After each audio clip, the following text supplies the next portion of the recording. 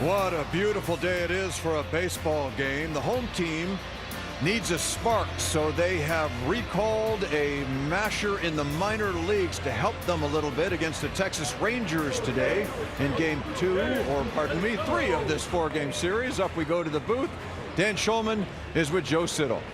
Jamie, thank you. We'll talk about that masher from the minor leagues in a moment, but we're going to start with the starter today because when you're looking to snap a losing streak, you feel pretty good when Dylan Cease is on the mound. Yeah, not just a losing streak, Dan. The starting rotation has had a very difficult month of June, with the exception of Dylan Cease. So they look to him to get them back on track this afternoon. It's been a very good season for the free agent signee, and he has just continued to rack up the strikeouts. A power pitcher indeed. Walks have been an issue at times, but he can pitch around those because of that devastating stuff. The four-seam fastball slider combination is devastating, but he's also mixing in his other pitches, a little bit of a different pitcher than he has been in the past, and he will continue to try to do that against a Rangers lineup that has had their ways with him over the first few games of this series. And for the month of June, when you look at what Cease has done compared to the other starters, he's really standing out, and that's the 3 starts he's made in the month of June. The Blue Jays have won all 3 of those games. Of course, they need more help from the rest of their starting rotation, but this is the guy that you want out there today. They are looking for length, they are looking for quality, and they are looking for a young man who's about to make his major league debut to maybe make his mark on this ball game here today. Sean Keys, who has hit 21 home runs between AA and AAA, got the news in time to get some family and friends here. Thumbs up, says everybody. He's a big leaguer. Great stuff. We look forward to that debut and perhaps this one too. The pride of Whitehorse, Yukon. Gavin McKenna in the house. A one-time Medicine Hat Tiger throws out the opening pitch. We'll have the Blue Jays and the Rangers coming your way next.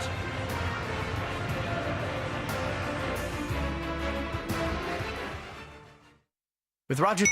Yeah? Bro, let me in. Party's over, Dennis. Teens might not care if you protect your home, but we do. Claims-free homeowners save an average of 25%. It's how we're making insurance more human. This is Body Armor. Real hydration with electrolytes. No colors. Dodgers, Blue Jays baseball on Sportsnet. A beautiful Saturday afternoon. The roof is wide open here at Rogers Center. Boy, do the Blue Jays need a win this afternoon. Dylan Cease on the mound, as we mentioned, and Port Hope, Ontario's Cal Quantrill, who has been a multi-inning reliever for the Rangers. He will be the opener of sorts. It is going to be a bullpen day for Texas today. You see Dylan Cease, you see Nathan Lucas, you see Yohendrick Pinango, Dalton Varsho, and you see Sean Keys making his way onto a major league field for the first time. He will get the start at first base today, batting 6th in the order. Vladimir Guerrero Jr. is the designated hitter today.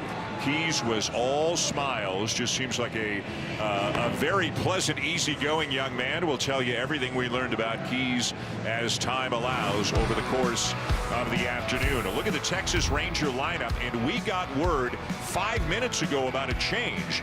Jock Peterson, he was a problem. Remember on Thursday night, that home run to lead off the ball game off Kevin Gausman. Wyatt Langford was scratched about 5-10 minutes ago with a hamstring injury. Josh Young moved up to second. Alejandro Osuna went into the lineup. So the Rangers are without one of their very best players in Langford as they take on one of the very best starting pitchers in the American League thus far this year in Dylan Cease. Dylan Cease making his 15th start of the season as a Blue Jay. Last time out, he allowed 2 runs pitching into the 6th inning against the Astros. Walks were an issue again, 4 of them, but he also struck out 8. That's something he does real well. You go back to the start of the month of May when he went 3 straight starts of 7 innings. He has not done that since in his last 5 starts. So that's where the walks become an issue for Dylan and the Blue Jays, allowing him to go deeper in ball games, hoping to do that this afternoon against the Rangers. And defensively behind Cease for the Blue Jays, Yohendrick Pinongo is back in the big leagues with the big club.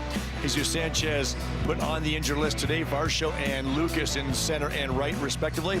On the infield, it's Okamoto and Jimenez, Clement, and Sean Keys making his major league debut in a Blue Jays uniform. Alejandro Kirk back behind the plate this afternoon. Between Sanchez going on the IL, Pinongo recalled, Sean Keys getting promoted, Davis Schneider optioned back to Buffalo. It was a very newsy Saturday before the game, but it is time now for a ball game, and the Blue Jays, more than anything, just hoping to not give up a run in the first inning. They have been scored upon in the first inning in each of their last 5 games. As Peterson goes after a first pitch fastball and he fouls it off. And if you go back 7 games, Joe, the Blue Jays have been outscored 14-1 in the first inning. It's not just the pitching, it's on both sides. The hitters have not been able to get to opposing starting pitchers. That creates a big problem. They've been fighting uphill.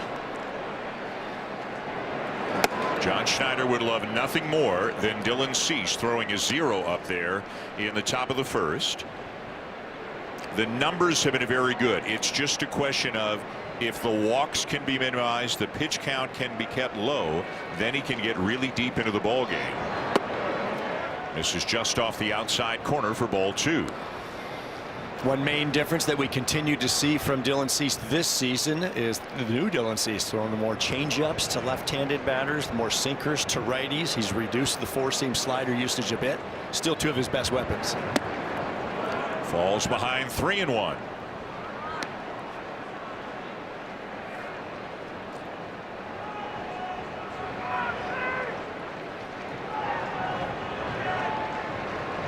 After Peterson, Josh Young, Corey Seager.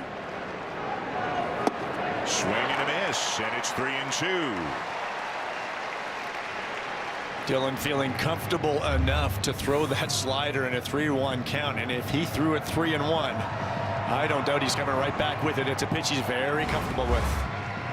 It's a pitch opposing batters are hitting just 152 against during the regular season. The full count pitch. He got him again with the slider. Well, Jock Peterson certainly not looking for that pitch, and it is a good one. When I say devastating stuff, it usually starts with the Dylan Cease slider. Strikeouts are brought to you by Subway. Get 25% off any footlong on game days. Order in the Subway app using the code STRIKEOUT. Good way to start it off with a strikeout of a dangerous hitter. Here's another very good hitter in Josh Young, hitting a very solid 292 on the season. And again, he was down in the 5 spot, but Skip Schumacher kind of reconfigured much of the lineup when it was announced very recently that Wyatt Langford was a late scratch with hamstring tightness, as Cease airmails one to the backstop on the fly. Schumacher's team winning the first 2 games here in this series. They are now 40-42, tied for the 3rd wild card spot, and also only a game and a half out in the West. The Mariners lead it, but they're just a game over 500. You see the numbers on Young. We told you a 292 hitter, but that 0 for 17 covers the last 4 games. Dylan will also mix in that curveball and sweeper to righties, not nearly as much, but that's a good little change of pace there. Different look for a right-handed hitter, because you know to finish them off where he's going. It's either the four-seam or the slider most times. Strike 3 called, says home plate umpire Alex McKay. Out number 2. But not all of the time. He came right back with that same curveball. A different looking pitch. Didn't really get it down the way he wanted. But I think the way he threw it, it kind of fooled Young. He gave up on it. Just caught the outside corner. And it's back-to-back strikeouts for Cease to begin the afternoon. Now Corey Seager. In just his 2nd game since coming off the concussion IL. He went 0 for 3 with a couple of walks Thursday night. Did not play last night. Has had some pretty good success in limited at bats against Cease. As the changeup is in for a strike. Seager is 3 for 7 with a double and a home run against Cease. But as you can see from those numbers, those are not Seager-like. not having his typical offensive year.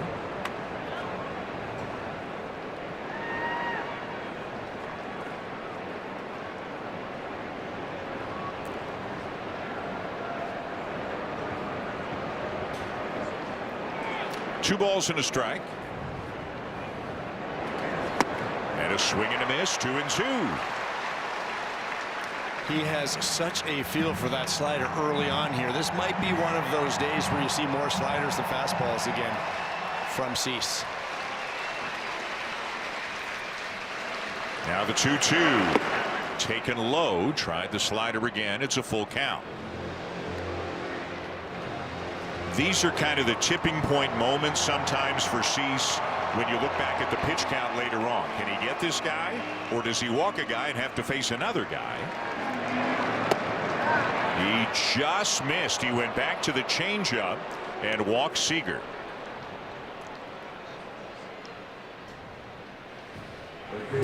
So a 2-out base runner will bring up the cleanup hitter Brandon Nimmo.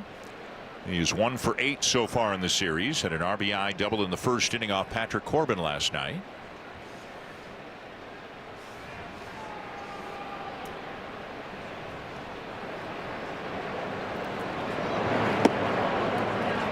And that comes in just low for ball 1.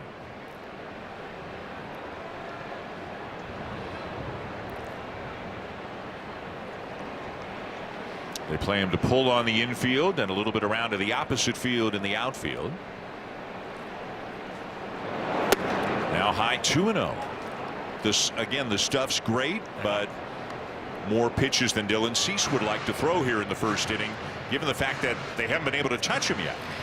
And because the stuff is so good, it usually allows him to work around the walks that we have seen over his last number of starts. But it's going to reduce the number of innings he can pitch, and that's just as important for this team right now.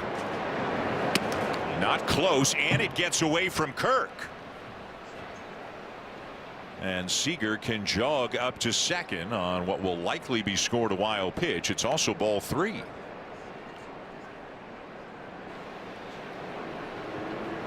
And it is indeed a wild pitch charged to Cease. He struck out the first 2. But then he walks Seager, throws a wild pitch, 3-0 now on Nimmo. He was missing with those 4-seamers up and away arm side, and then that one, by trying to compensate, he just yanked it. In the zone there, 3-1.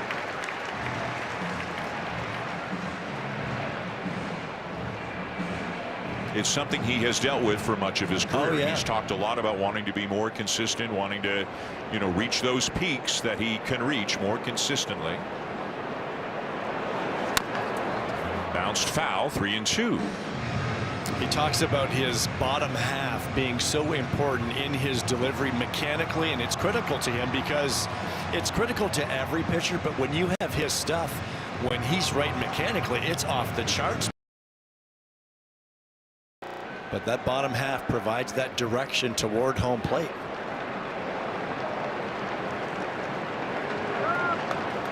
The 3-2 pitch. Out of play left side.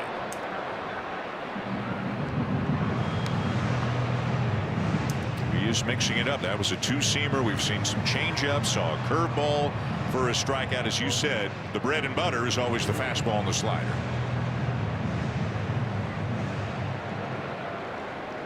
Trying to get Nimmo and not have this inning go any longer.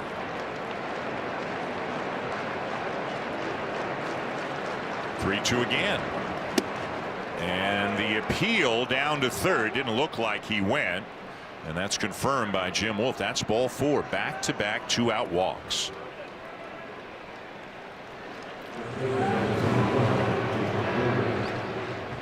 And I'm sure I can promise you the guy that in this building that's the most frustrated is the guy on the mound. We've had numerous conversations with Dylan about this.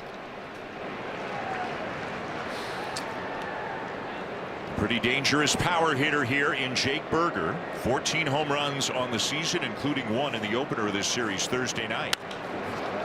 And he lifts a fly ball very, very shallow left center. Charging Piñango can't get there. And the Rangers have a first inning run.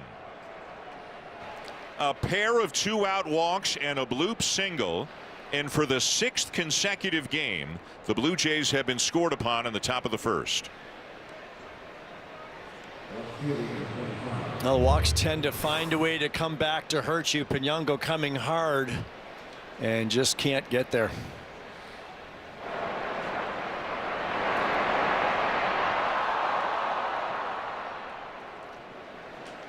Dylan thought it was a pop-up that was going to be caught easily. So a run in first and third with 2 outs, and now here's Jared Kelenic, the left fielder.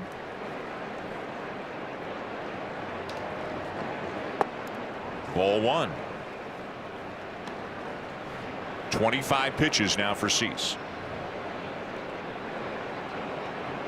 This has kind of been a rinse and repeat thing in recent days, and Blue Jay coaches and personnel there talking about it. It's just been such a struggle in the first inning on this homestand.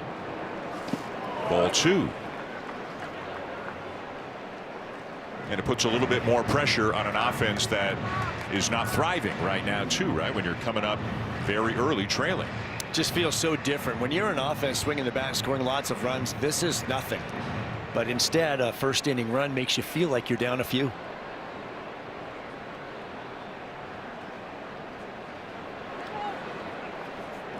Timeout requested by Kelenic.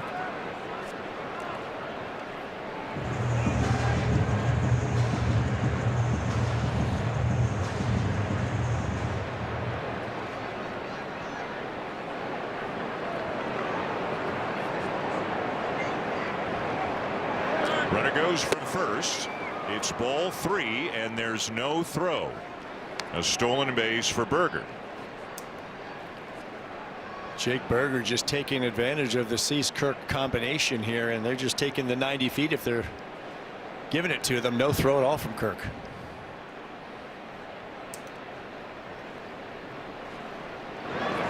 And not close. Ball 4. He struck out the first 2, got to a 2-2 count on Corey Seager, and since then walk, bloop single, walk, and Pete Walker out to the mound.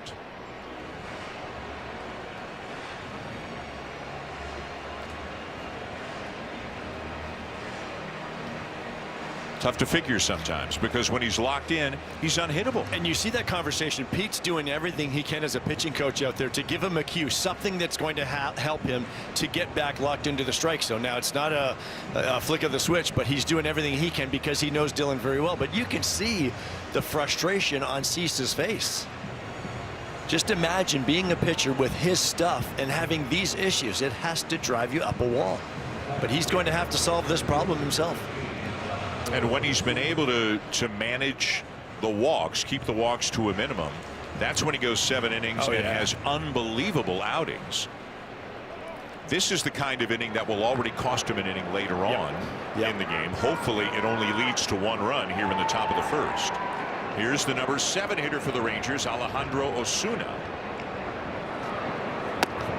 who was the late addition into the lineup after Wyatt Langford was scratched. Cease out in front 0-1.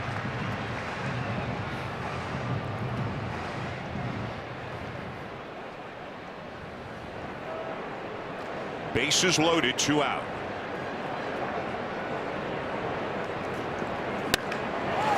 Line drive right center field, and it's going to be caught by Nathan Lucas. A very nice running catch into the alley to save a couple of runs. The Rangers get 1.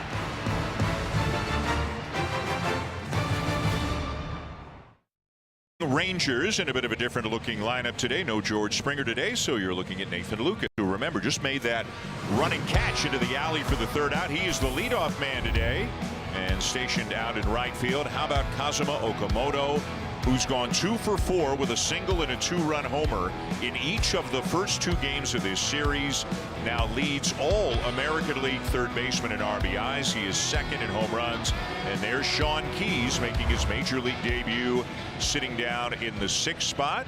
a quasi-local guy, Cal Quantrill, son of Paul from Port Hope, Ontario, been around a long time, is making the start today for the Rangers. Cal is now 31 years old in his 8th big league season. He's pitched for the Padres, Cleveland, Colorado, spent some time in Miami and Atlanta. He has now landed in Texas, and he's getting an opportunity pitching in his 17th game of the season. It's just his second start. His last appearance was his first start down in Miami.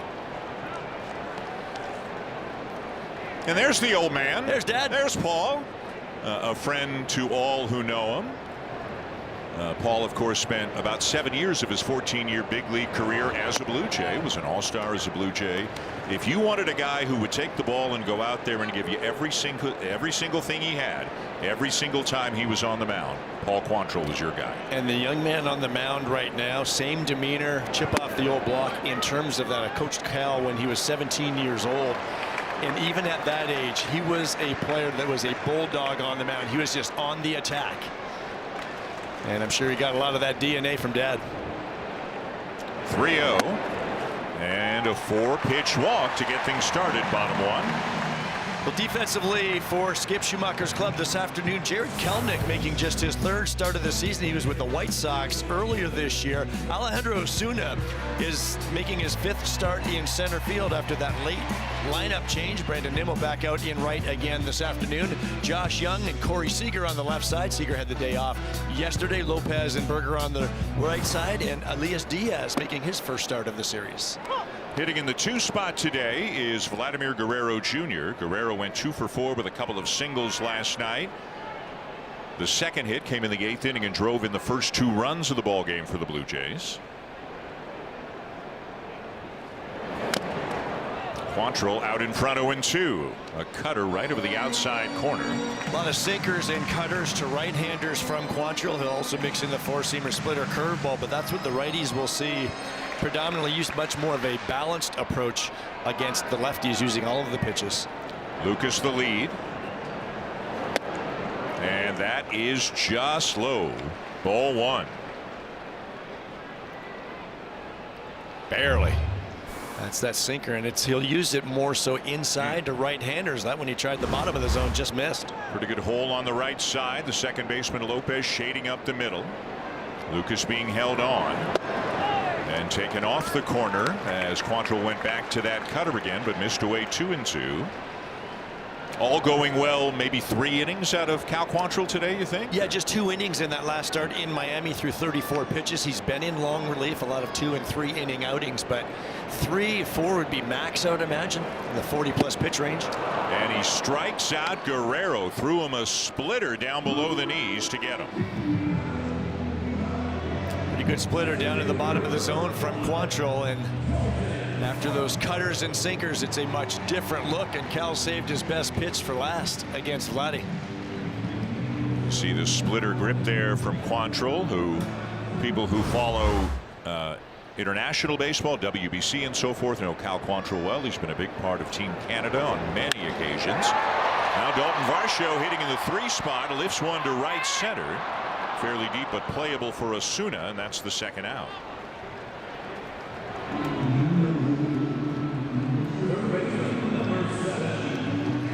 It's a good example of the balanced attack that Quantrill will use against left-handers. Cutters, sinkers, splitters, 4-seamer. Doesn't throw the curveball a whole lot, but he tried it first pitch to Varsho, and he went after it.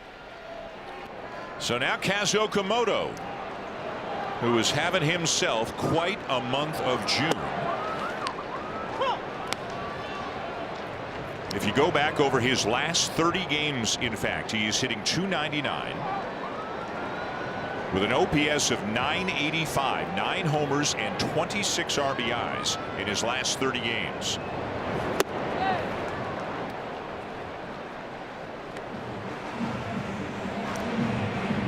Don't know if it'll get that far this inning, but Sean Keys is a couple of spots away from his first major league at bat.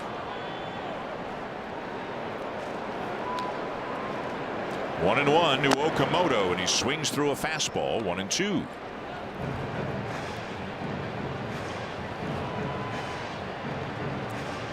Looks like Quantrill's going to do what he can to keep the ball away from Okamoto. Lucas still at first after the leadoff walk. And Okamoto fouls it out of play.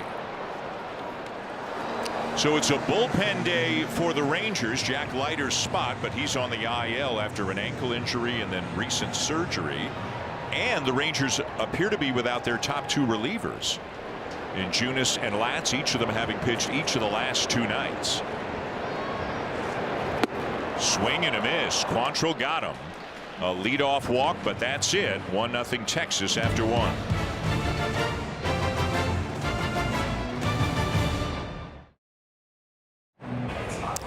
Welcome back. Dylan Cease finished second in AL Cy Young voting in 2022, fourth a couple of seasons later in the NL, but he's never been named an all-star. That would be pretty cool if it happened to me, he told me, and he's certainly trying for a strong finish to his first half, including racking up more strikeouts.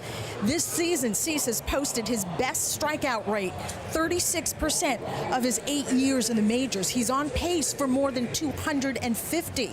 Of course, everyone who's followed Cease is aware of the stuff, so I asked Schneider what's taken the veteran right-hander to the next level when it comes to strikeouts. Pitch sequencing was a big part of it, he explained to me, as well as pitch deployment. When are you throwing what pitch to make another pitch more effective?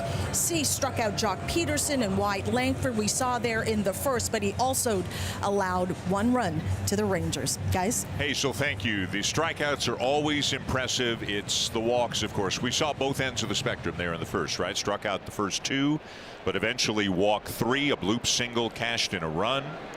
30 pitches in that first inning for Cease, who I think is very likely to be an all-star. He's the American League leader in strikeouts, and he entered play today just shy of having enough innings to qualify.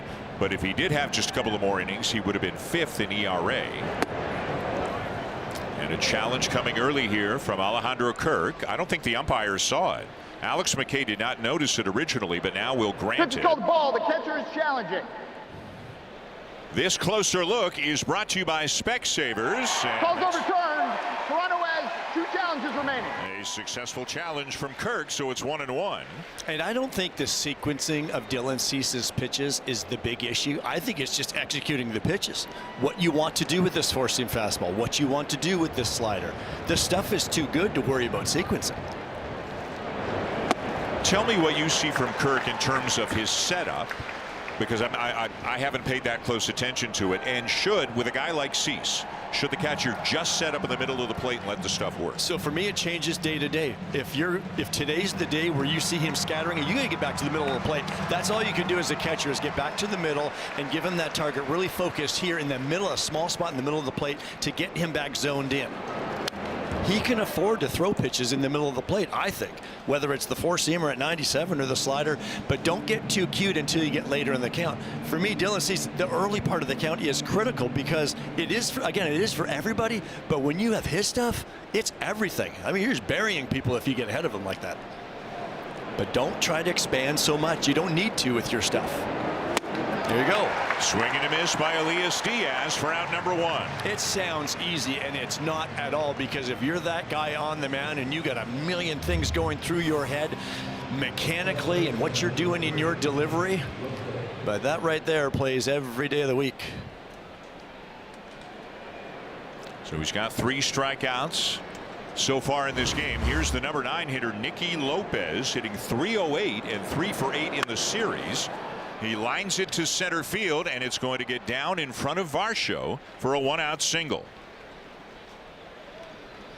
This guy's been a pest at the bottom of the order for Texas. Has he ever?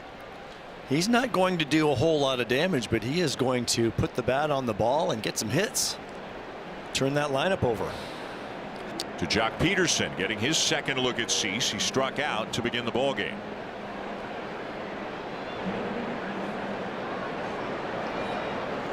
.12 home runs on the season for Peterson. Lopez a pretty good lead, not going, and it's up and away, ball 1. Now, when you see him miss a pitch like that, that has nothing to do with a catcher setup. That is just simple lack of execution of your pitch. Got to keep an eye on Lopez. Hasn't played all that much, so just 2 steals, but he can run. He is leaning. And he is going. It is taken for a strike, and the throw down is not in time. A stolen base for Lopez. Well, it's been a struggle this season for Alejandro Kirk in terms of throwing runners out. Now your pitcher has to give you a chance, but we just have not seen the arm strength that we saw at times last season. Cease has been better earlier in his career at keeping runners close, not as much this season. Beat him with a fastball there, 1-2. You can see how late Peterson was on that swing.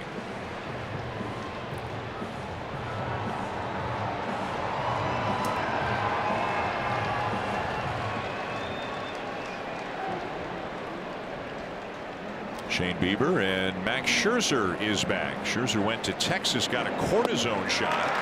Back with the team, swing and a miss by Peterson. A big second out as he strikes him out for the second time today. Chuck Peterson does not like that slider from Dylan Cease, and neither do a lot of hitters in Major League Baseball. That is just diving straight down.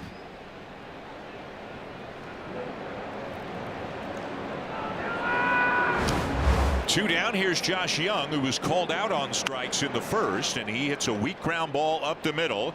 Jimenez on the run to make the play and to retire the side. We'll go to the bottom of the second. Still 1-0 Rangers.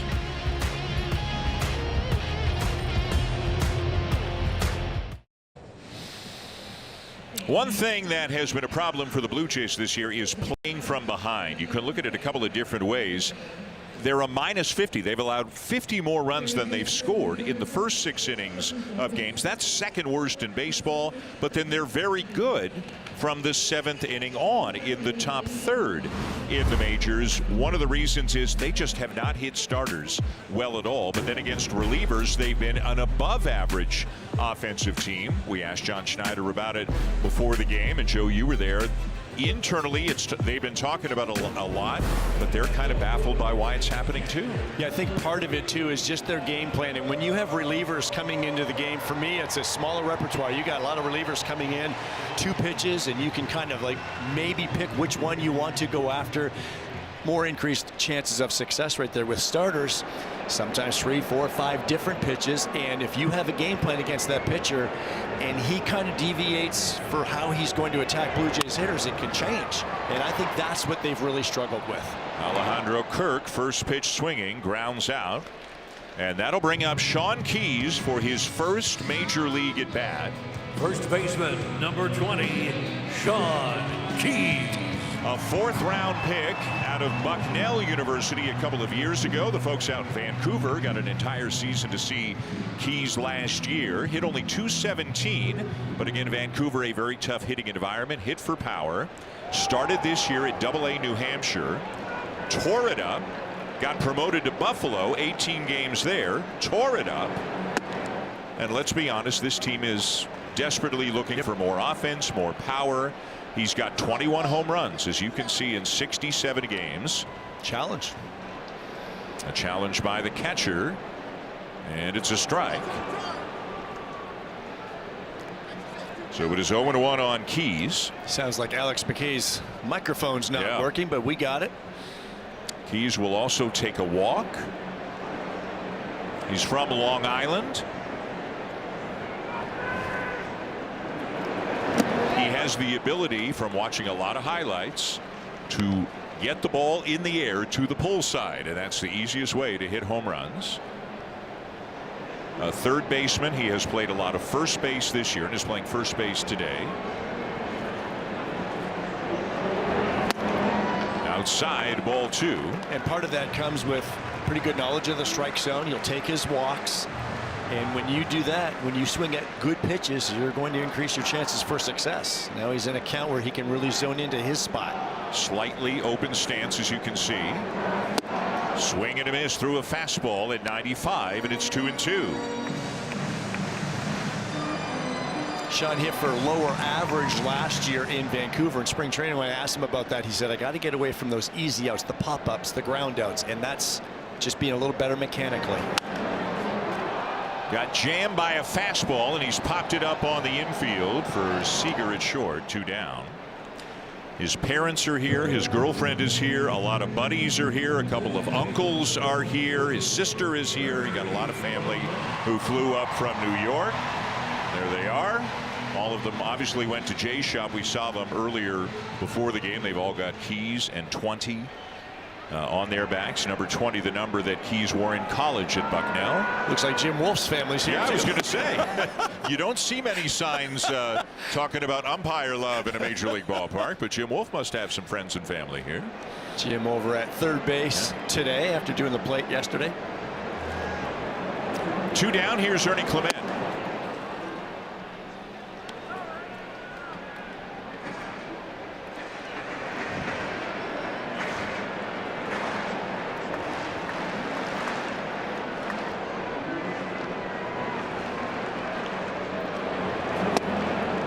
Clement swings through another fastball. Right now Quantrill throwing with pretty good velocity and getting a lot of swing and miss with his fastball.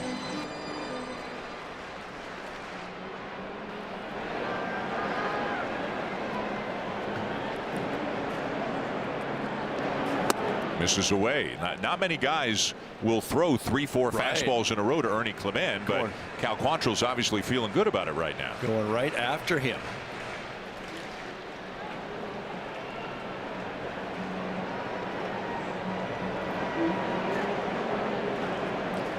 2-2 the count. And this one Clement gets a piece of, lines it to right. It'll get down for a base hit. One fastball too many, and Clement is aboard. I'm sure Ernie just could not believe it, and the reason he went the other way probably is because he's thinking he's got to throw a breaking ball sooner or later, or something off speed. He just never did.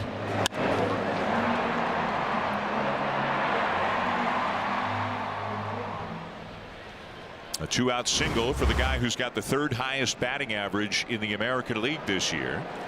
And here's Yohendrick Pinango, just recalled today with a Jesus Sanchez going on the IL with that sprained ankle that he suffered making the catch in left field. Kind of got his foot caught underneath the padding at the base of the wall. And we found out about an hour and a half before the game Sanchez was on the IL.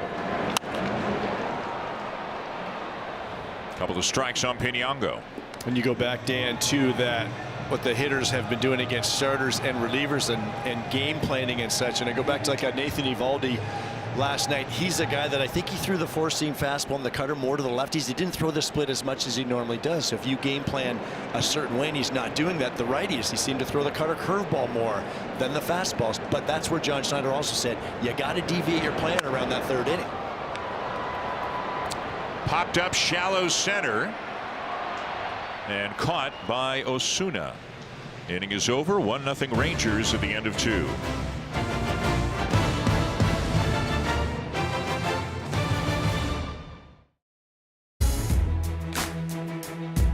Discover the magic of BetMGM Casino. Check out a wide variety of table games with a live dealer, roulette, blackjack, and more. Download the BetMGM Ontario app. Please gamble responsibly. Fans, you could become a multi-millionaire on Canada Day. The Jays Care Canada Day 50-50 jackpot is expected to surpass $2 million.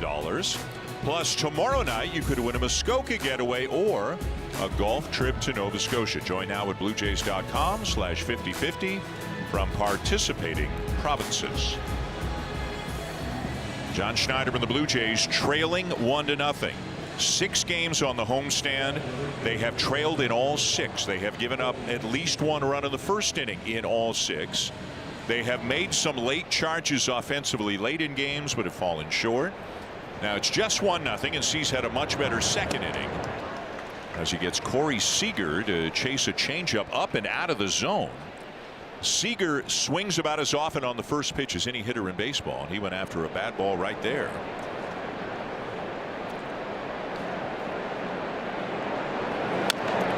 Oh, and 2.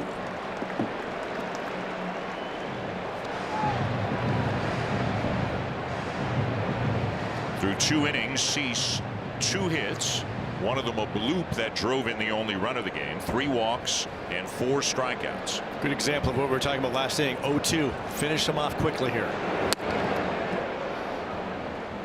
And if that's a purpose pitch, fine, but then now get him with your slider, whatever the case may be. But this is the at bat. You can't let go 5 and 6 and 7 pitches.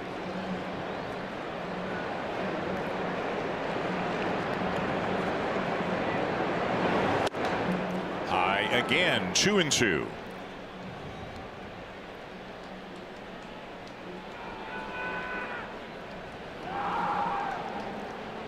Shook off Kirk at least once, maybe twice. Wanted the changeup, and it's fouled back. Wasn't his best changeup after the 2 elevated fastballs, because now the changeup is up there. Sure, the speed is different, but that's easy for a hitter to get to and easy for Seager to get a piece of, as opposed to the changeup down after those 4-seamers up.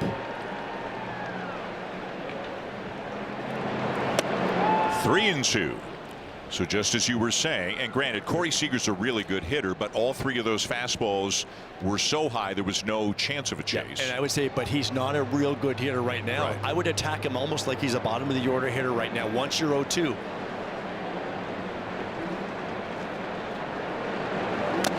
Got it. 1 down and strikeout number 5. So mission accomplished, but it took a while, and these are the things that will limit how deep you can go into a ball game. There is no questioning the stuff at all. 1 down. Here's Brandon Nimmo, who walked in the first. This is a nice problem to have, right? You'd rather have the stuff and try to harness it. Yeah. If you don't have the stuff, it's harder to be as successful as if you do have the stuff.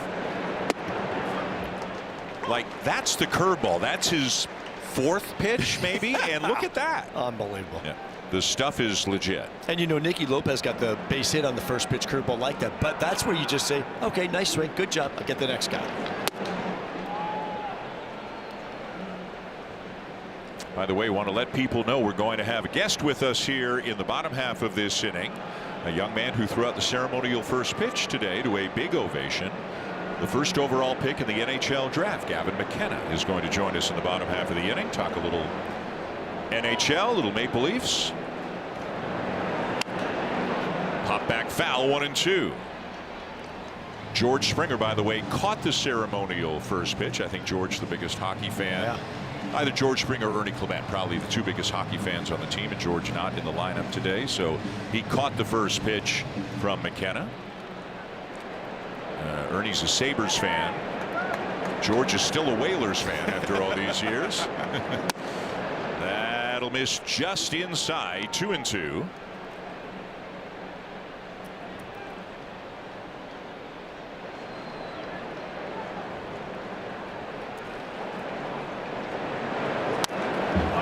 Foul back.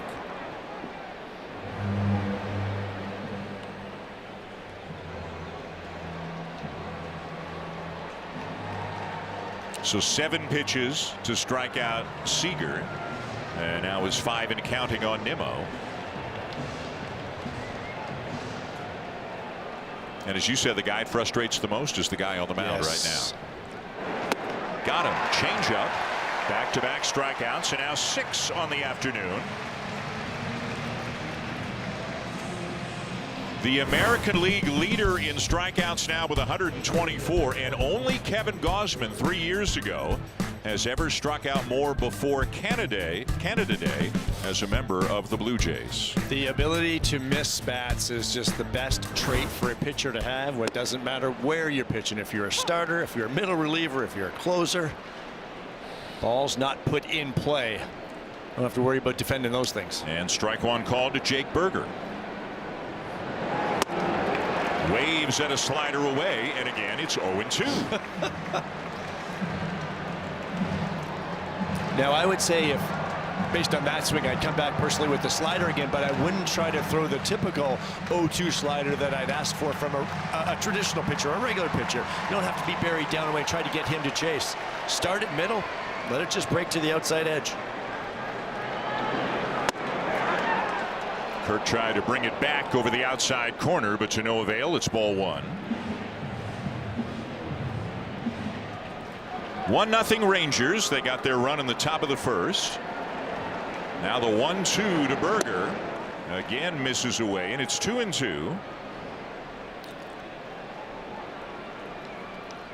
That's where, going back to your setup with Kirk, you probably don't need to be out that far. Even 0-2-1-2, that's an exception. He's an exception to the rule.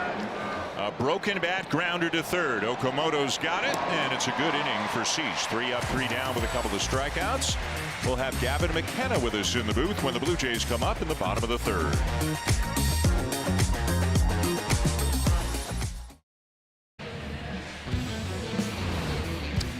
So last night it became official. Gavin McKenna from Whitehorse. Justin Bieber making the announcement. Gavin McKenna, the first overall pick in the NHL entry draft and a member of the Toronto Maple Leafs.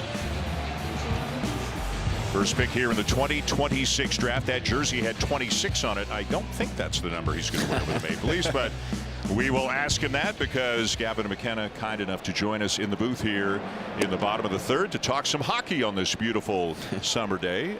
Good to meet you. Congratulations and welcome. Thank you, guys. Yeah. Thanks for having me. What was that moment like for you last night? Very special. Something I've worked towards my whole life. So to have my name called by a guy like Justin Bieber and then hug my family and go on stage, it was a special moment and one I'll remember forever. So you went the college route after junior hockey. The first thing I was thinking was, what was the biggest difference when you went from junior hockey to the college ranks before where you're headed now? Yeah, I think obviously the players are quite a lot older, so they're bigger, faster, stronger. There's less time and space out there, so it was something I had to adjust to. And just in terms of like the style of hockey, it's more straightforward and a lot more defensive, so I kind of had to find different ways to produce. So I think it helped me and hopefully make that jump a little bit smoother. Nathan Lucas the batter. 1-0 Rangers bottom 3. Cal Quantrill on the mound for Texas, and you've connected with Austin Matthews already. I have, yep. That one off of Quantrill, bounces out to second, and Lucas will beat it out. We got an umpire up here. You must have good eyes. Let's see if it stands up or if the Rangers are going to challenge. And also Skip Schumacher is out to have a look at Quantrill, who got hit by that comebacker off the bat of Lucas.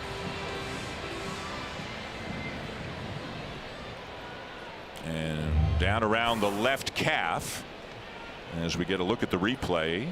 Definitely safe at first. Good call by Gavin on that. Lucas speeding it out for the second hit of the afternoon for the Blue Jays. How much baseball have you played? Growing up, I played a little bit of softball. Yeah. But not much. I was more of like a soccer guy in the summer. Okay, so, that's all right. yeah. This is a safe place. You don't have to worry about it. That's fine. This is fine. That's good. Yeah. Apparently played a little hockey too. Yeah. Yeah, hockey. Yeah. How old were you the first time you laced up skates? Can you remember that? Or? I was 2 years old. 2 years old. Yeah. Oh man. Yep.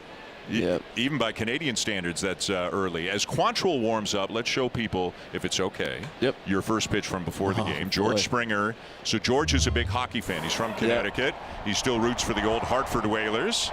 What was this like for you? Yeah, it was a tough throw. Yeah, I wasn't proud of that, but it was cool to get that warm welcome from all the fans and meet Springer. It was pretty special. I've never done this before, so pretty cool moment. Were you nervous? No, I just wanted to get it to the plate. Yeah. I didn't really care if it was a bad throw, but should have warmed up better. You've grown up on hockey, obviously. I mean, the Blue Jays have an enormous coast-to-coast fan base. And yes, there are 7 Canadian NHL teams, but obviously the Maple Leafs have an enormous fan base. Have you already started to feel that? Yeah, for sure. I kind of felt it as soon as they won the draft lottery there. And yeah, I mean, you hear about all the fan bases in Toronto, how amazing they are. So. A bobble outage short, but they will still get Guerrero at first. No chance to get Lucas, so he's at second, 2 down. Is there a player that you have studied growing up and you try to take something from their game? Yeah, a little bit of Patrick Kane. He was my favorite player growing up. Played for the Blackhawks, and just a special player. He's very creative and smart. So I think that's kind of my game, is being creative and making plays. And I think he's not the biggest guy, and I'm not the biggest guy, so just kind of similar players. Here's Dalton Varsho. Now, we do have one question for you. We saw on your social media this impressive-looking fish that you caught a few days ago. But there were those that wondered about the choice of the baseball cap that you are wearing. You know, now that you're in these parts. So the Blue Jays, on behalf of the Blue Jays, they want to present you with this Blue Jay cap. I appreciate that. And wear that well. The Maple Leaf cap is great. The Blue Jay cap is great. Maybe stick to those you won't two. catch me in a Yankees hat anymore. Let's see it. Good luck to you. Thank you. Nice to meet you. We appreciate it. Thank you. Pleasure. Thank you. 1-0 Rangers.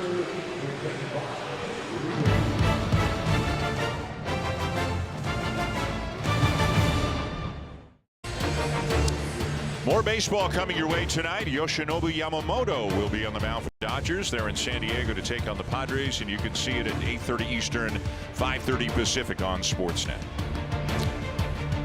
Our thanks to Gavin McKenna. Seems like a very composed young man. Not nervous throwing out the first pitch. Took the whole Yankee cap thing in stride. That's great.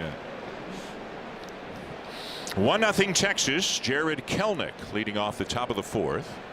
Dylan Cease has 6 strikeouts so far. 3 walks, all of those in the first. It's been much cleaner the last couple of innings. Kelenic thought that was high, but he's not going to challenge.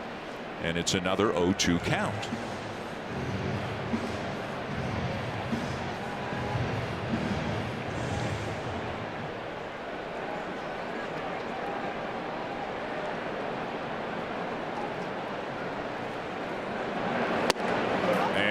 Strike 3 call. Right after him, no reason to have to worry about the edges and set catchers up outside. The stuff is there. Go right after him, and he did. So Cease has 10 outs today. 7 of them have been strikeouts. And here's Alejandro Osuna. Lined out to right with the bases loaded in 2 outs in the top of the first. A really nice catch, really good range and jump by Nathan Lucas, or this could be a 3-0 or 4-0 game. That ball was headed for the right center gap. Nathan Lucas got a good jump and closed that gap quickly.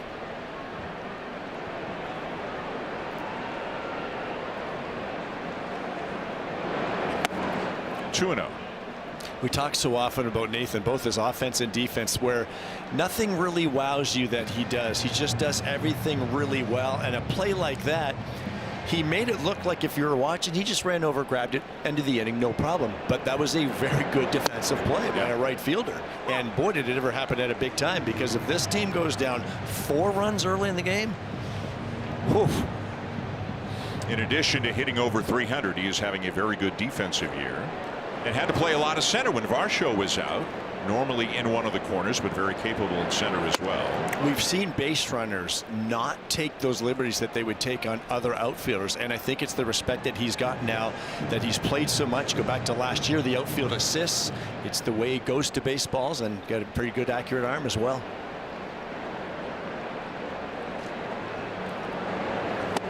Swing and a miss, a full count on Osuna. Nothing but fastballs so far in this at bat, as Osuna now wants to use his timeout.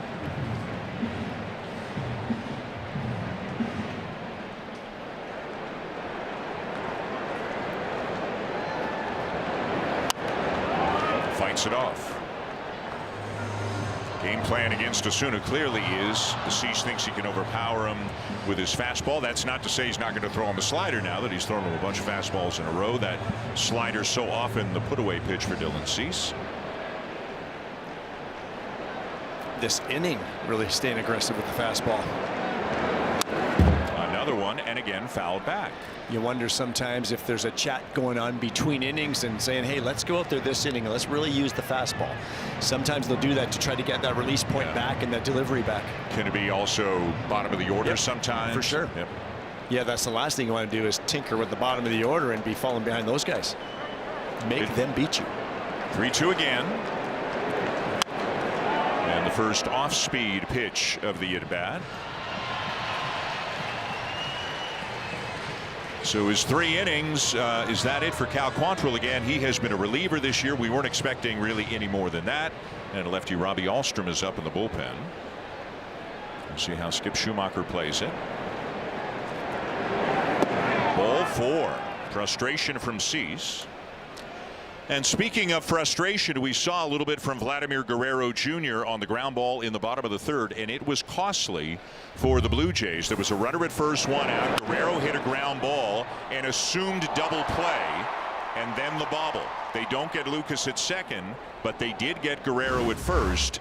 And I think if he's just out of the box as hard as he can go, I think he beats that out. These are the things that cannot happen when your team is struggling the way they are, and when you're struggling as an individual the way you are. And these are the things that are highlighted because what the offense is doing.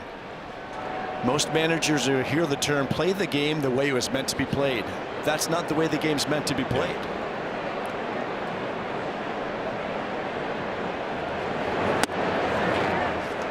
A strike to Elias Diaz. Diaz struck out in his one at bat today.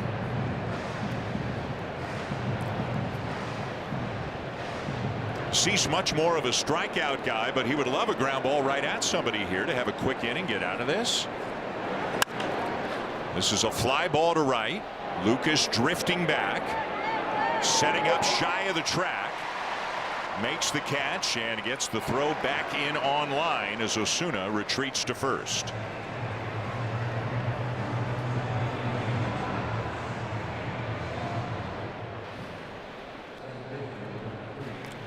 So 2 down, and now the number 9 hitter Nicky Lopez. Fly ball like this, the runner tagging, your teammates will make sure you let them know. You can hear the yelling. Tag, tag, tag. Nathan Lucas is looking up into the sky at the baseball. He's not sure that that runner's doing that, so they give him a heads up so he's prepared. That's a good all-around effort right there.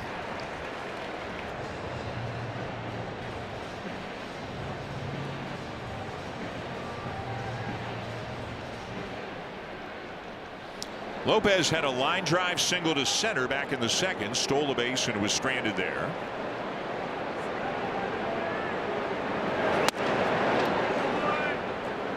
That'll miss a little up and in. It's 1-1. You know, even though Cease has walked 4, thrown a lot of pitches, he's thrown a first pitch strike to 12 of the 18 guys. He has started off the at-bats very well, often gotten 0-2, but then, as you talked about, hasn't been able to put them away that quickly.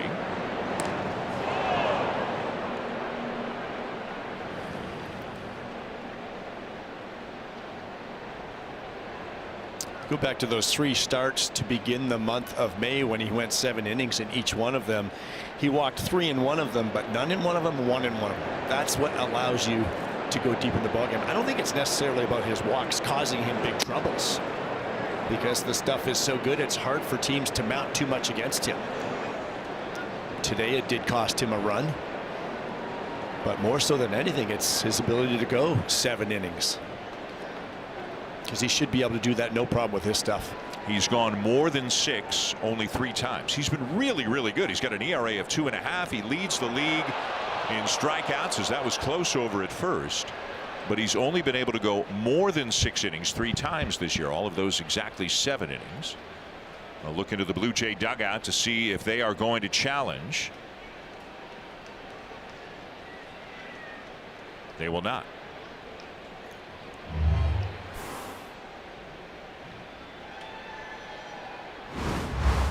Good tag by Keys getting down there. That's a good job by the base runner, how they dive to the backside of that first base bag, make that tag a longer reach. Beat him with a fastball, 2-2. Cease is on a regular rest, 4 days rest, and again in his last start threw 110 pitches. They will let him go over 100 and beyond and keep throwing more than anybody else on the staff. He is a workhorse. Runner goes, and it's swung on and missed, and that'll be that for the Rangers in the top of the 4th. 8 strikeouts now through 4 for Dylan Cease. Just 1 run allowed. It is 1-0 Rangers going to the bottom of the 4th here at Rogers Center.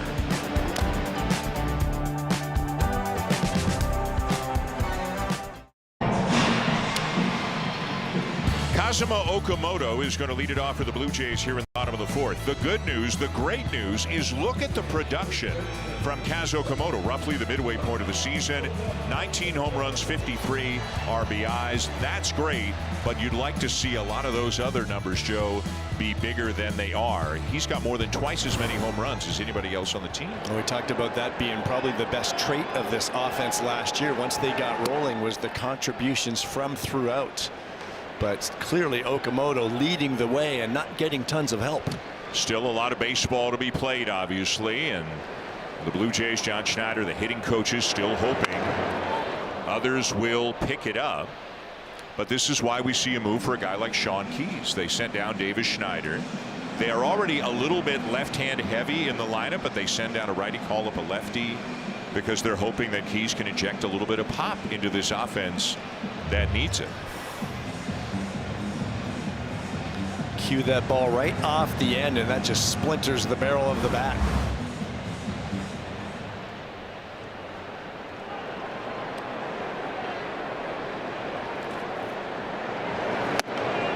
Swing and a miss through a fastball up. Cal Quantrill throwing the fastball a lot today, throwing it with more velocity today than he has shown so far this season, and having a lot of success with it. Third time pitching here at Rogers Center for the Port Hope native. He was good in 2019 when he was here with San Diego. He was great in 2022 when he was here with Cleveland. He went 7 innings, did not allow a run, and gave up just 1 hit. And he strikes out Okamoto. That is something special right there from Cal Quantrill.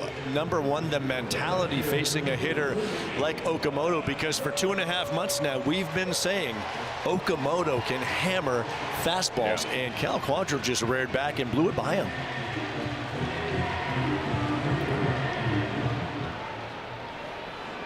Here's Alejandro Kirk, who grounded out to first back in the 2nd inning.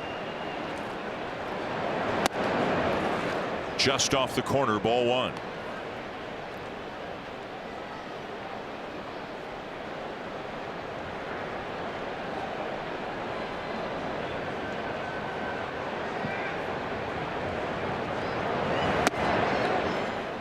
And a strike at the top of the zone to even it up. Looked like Kirk thought about maybe challenging, but opted against it.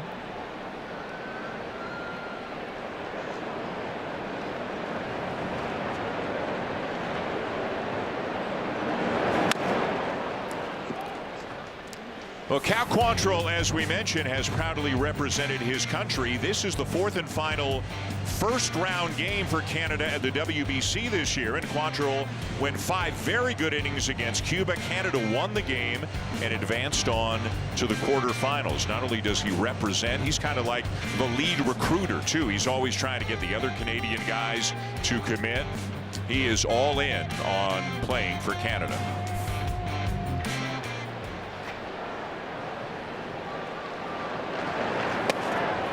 2-2. This feels a little bit too, Dan. We had the conversation earlier about these Blue Jays hitters against starters as opposed to relievers and game planning. And is this another example of game planning against a pitcher like Quantrill, but Cal kind of flipping the script a little bit against them and using his four-seam fastball a lot more than maybe they anticipated going in. Cutter not so much as normal.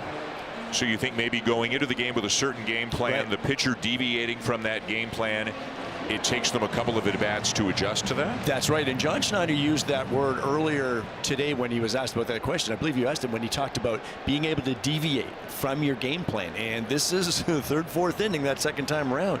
You have to be able to adjust to what he's doing to you. And relievers don't usually deviate from the game plan because they're more often 2 or 3 pitch guys. Like, here it is, hit it. This is who I am. Whereas starters can kind of change the game plan, pitch backwards, if you will. We came into the game and I said for right-handed pitchers, Cal was using a lot of the sinker-cutter combination. Today we're seeing a lot more of the four-seamer and not as much of the cutter. So is Alejandro really late on that four-seamer because he's not necessarily anticipating it again? But then he got beat with a fastball there, and again 96 peak velocity for Quantrill. Down to Hazel. Dan, Sean Keys is a little more open in his stance, which allows him, he told me, to stay back and let the ball travel, which we hear a lot.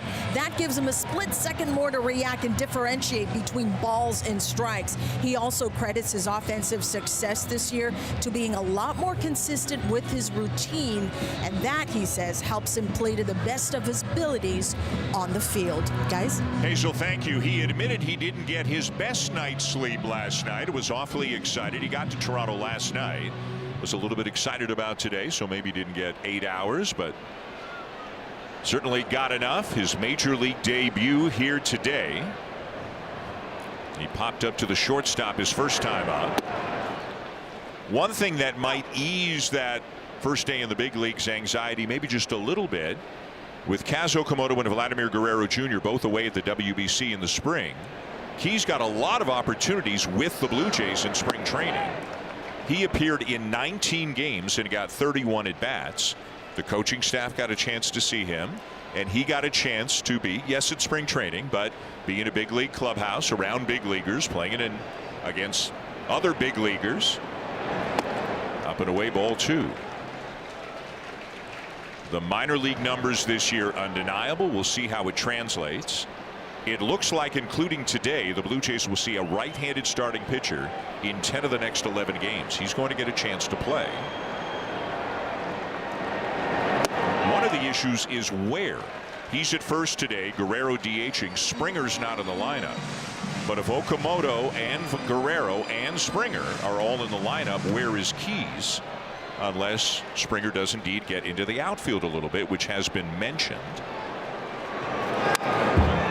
Back, full count. Well, and I asked John today about that arrangement. Today means day off for George, and he answered by saying yes, a day off, and he could use one. So maybe moving forward with some of George's struggles too, he's going to get the extra day off on occasion. They will do what they have to do to mix things around and try to get some offense going. As John Schneider always says, if you hit, you play. They will find a spot for you, and this team needs offense. 3-2 pitch. Fouled back again. What's your first impression of the swings you're seeing? When I saw Sean in spring training, I really liked the swing because of the body control. And when I talked to him about the low average or some of the struggles he had in Vancouver last season and the corrections he's made, because I talked to him today and he said, yes, I made some corrections. I said, I see that, but it's the control of the body and the way he stays behind the swing. And what I mean by that is that's allowing that barrel to fly through. Fastball up, and Quantrill gets him. Cal Quantrill, in his 4th inning of work, just struck out the side.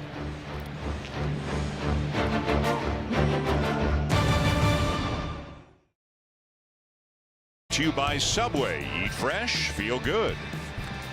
Well, there is no question what Dylan Cease can do to hitters. He gets a ton of swing and miss, and he can do it with all of his pitches. He's always got that electric fastball slider combination. We've seen him mix in the changeup and do it as well. 15 swings and misses against the Rangers here this afternoon. He has already struck out 8.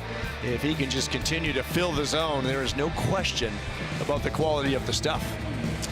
He's given up just a run on 2 hits, and the run doesn't score, but for some walks in the first inning. Since the first, he's been more efficient, more in the zone, kind of getting the pitch count back in line a little bit.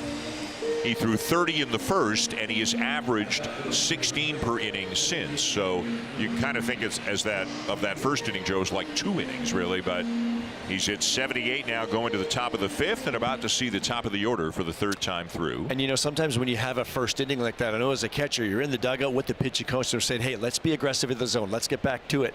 And then sometimes you can help them be more efficient. Pitchers have a tendency to want to work the edges. I think they just sometimes give hitters a little too much credit. And if I've got Dylan Cease's stuff, I would sit next to him in the dugout and say, buddy, pound the zone. The stuff's remarkable. You know, before the DH came into the National League, back when the National League had the pitchers hitting, it was thought that National League pitchers maybe understood that a little bit better because they had to go up and hit. And they would face a guy, and granted, pitchers generally weren't very good hitters, but they would face a guy and go, man, that's tough. And then the catcher would say, your stuff's better than his stuff. And that maybe National League pitchers were kind of onto that idea, as you were saying. I think it's easy as a pitcher to think, oh, there's the big leagues, especially the top of the order. These are all really good hitters. And they are, of course. But his stuff is exceptional, and pitchers probably, for the most part, don't give themselves enough credit for how good their stuff is. Now, that's not every guy out there, but when you're this guy, pitching coaches dream of working with these guys. Signed a 7-year deal in the offseason, and again, the ERA, if he had just a couple more innings to qualify, would it be top 5 in the league? Leads the league in strikeouts. Just missed there. A little bit of a freeze there by Kirk, almost expecting to hear strike 3, but it was up and away, so it's 2-2 on Jock Peterson. Peterson has struck out in both at bats.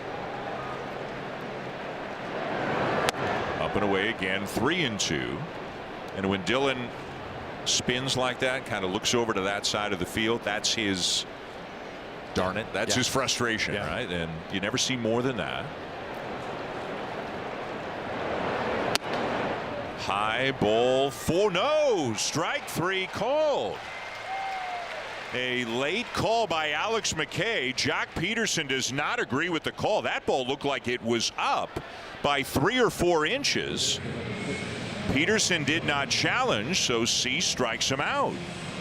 Boy, we'll want to get another look at that one. So did he not challenge, though, because he thought it's ball 4 and he kind of didn't have an opportunity to? Let's watch the sequence here. That ball's up. So he's going to first base. Yeah. I mean, he reached to his helmet. Clearly wasn't necessarily a challenge, though. Right. That's interesting. And again, we had this with Jim Wolf yesterday, where undoubtedly, I would assume, the umpire says something to let the hitter know it's strike 3 before he motions. Like, that was a good 2-3 seconds. Broken about ground or foul before McKay went up with the right arm. But you're right. If McKay doesn't even say strike 3 for 2 or 3 seconds, then what can Peterson do? So right now, Jock thinks it's ball 4. He's going to first base. He might not hear. So there he hears it, and then he's like, what? But I guess right then he would have to go to his helmet, right away. and he didn't. Yeah. And he didn't.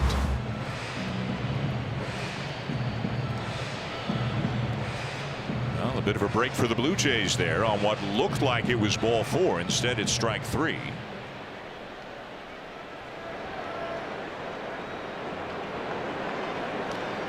And a couple of strikes on Josh Young.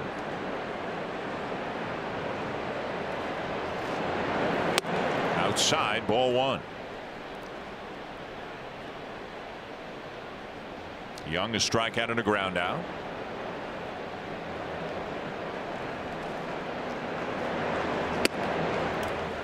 Just off the outside corner with a curveball, 2-2.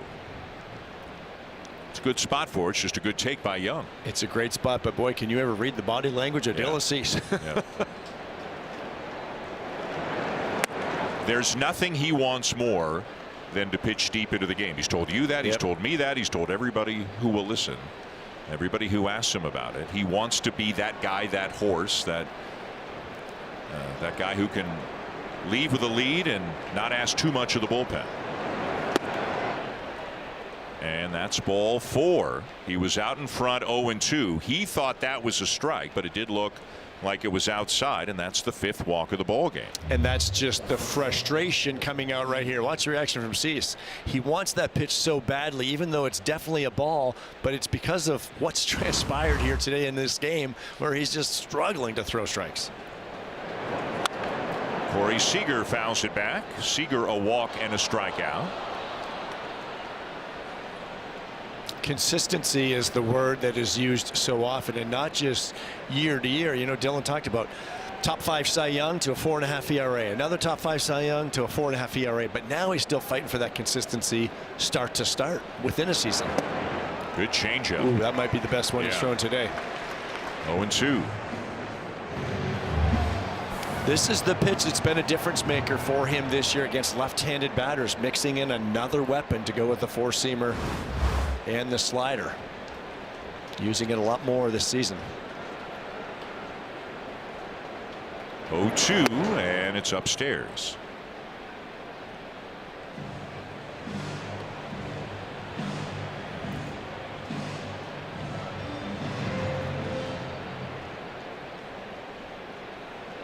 Seager hitting just 182 on the season. Throw to first, and diving back in is Young.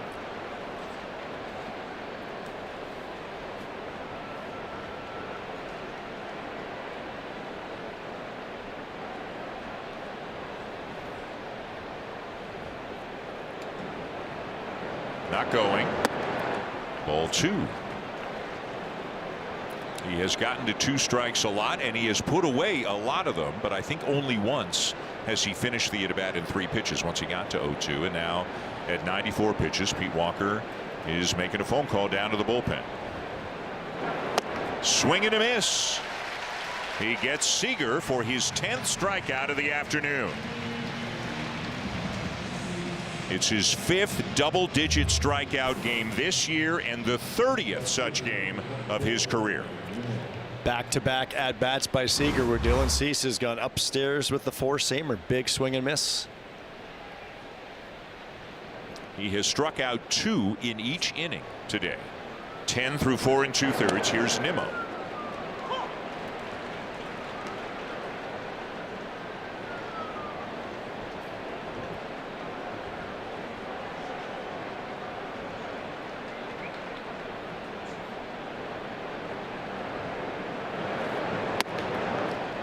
One and one. Mason Fluharty starting to get loose.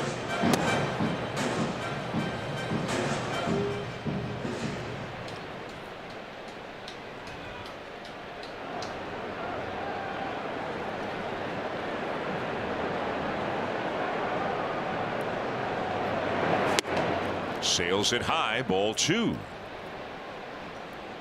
And when his misses are either up or arm side, that's just being a little quick with that delivery. Arm trails, and then he tries to compensate at times, and that's when we see him yank them inside to some of these left-handed batters. He's fighting that consistency word again. And then look how late on that fastball Nimmo is. 98 miles an hour on his 99th pitch of the game.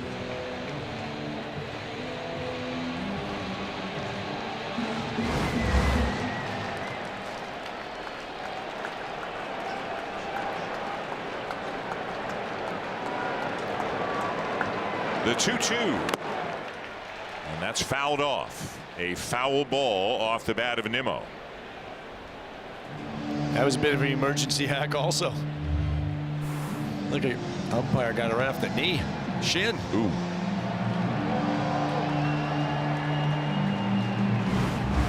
That's a tough umpire. Well, the umpire is behind the catcher, and a lot of your body is blocked by the catcher, but not all of it, so you're pretty exposed. Lined into right. It's a base hit for Nimmo. And up to second on the play goes Young. There's another changeup from Dylan Cease. This one not down as much and kind of stayed up and out over the plate. And anytime a changeup stays up at all, that allows the hitter to get the barrel there. When it's down, they're generally going to be out front. You'll probably get a rollover ground ball type.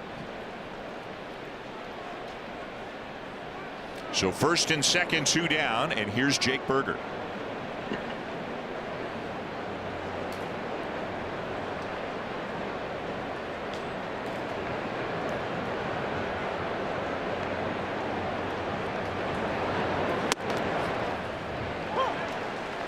And Joe, this is probably last batter one way or another. Fluharty's up, and there are 2 lefties up after Burger. So Cease trying to get Burger just to get through 5 and to make sure the Rangers lead isn't extended.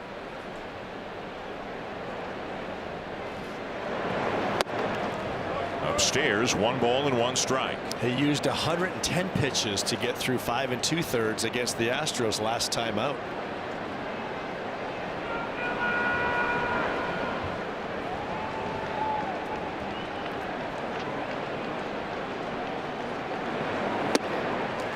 Good slider right there, 1 and 2. When he puts it where he wants to put it, they're almost helpless against it. Exactly.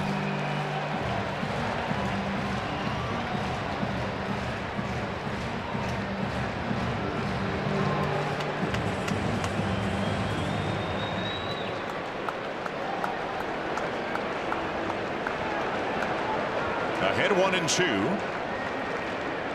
Couple of looks back at second, and he misses high. 2 balls, 2 strikes.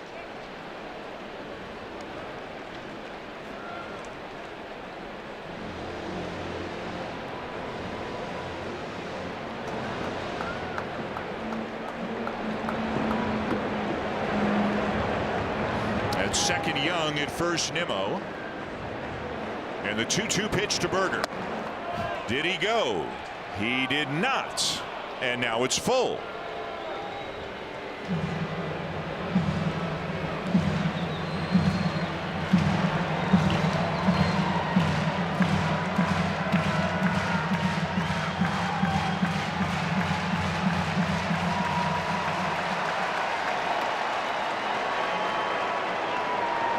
Runners will be on the move on the pitch.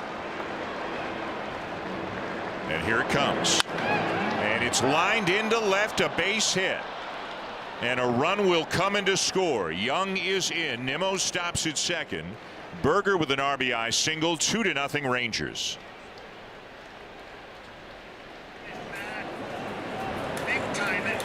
Jake Berger again, and this slider backed up on Dylan and stayed on the inside part of the plate, and that is going to be it for the Blue Jays right-hander.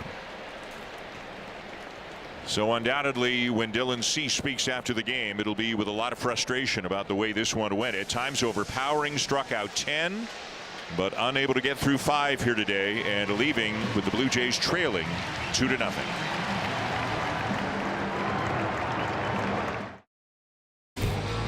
Better Together is brought to you by Heinz, because a hot dog just isn't a hot dog without Heinz. It is 2-0 Texas. They're still batting here in the top of the 5th inning. 2 on 2 out. Here's Mason Fluharty. Fluharty pitched twice in the Astros series on Tuesday and Wednesday, and this is the first time he has pitched in this Rangers series. A little bit of a different look in that Blue Jays bullpen now with Adam Macko, a second left-hander down there. And Skip Schumacher's got a pinch hitter up, bringing in a right-handed bat, Ezekiel Duran, to bat for Jared Kelnick.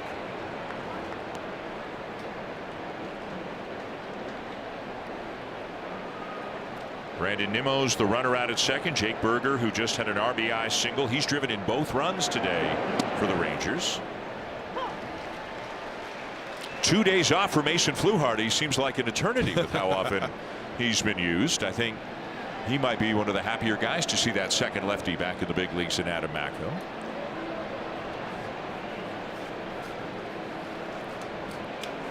A look back and the 1-1. Down and in, ball 2.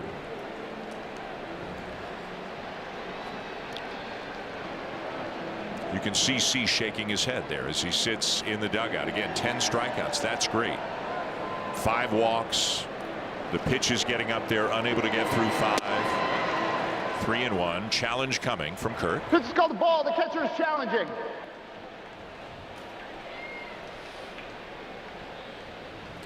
And Alejandro. Calls overturned. Toronto has 2 challenges remaining. Alejandro's 2 for 2 today.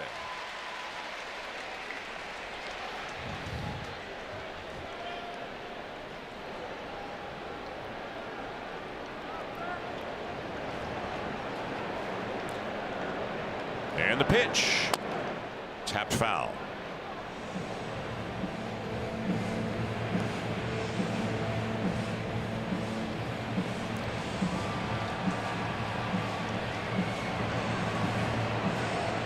Duran hitting .265 on the season. He's got 41 runs driven in. You saw the scoring position numbers he's got. Fights it off.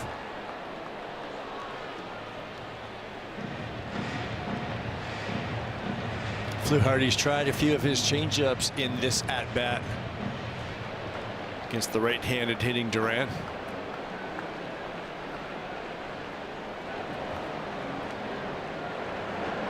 Again, the 2-2.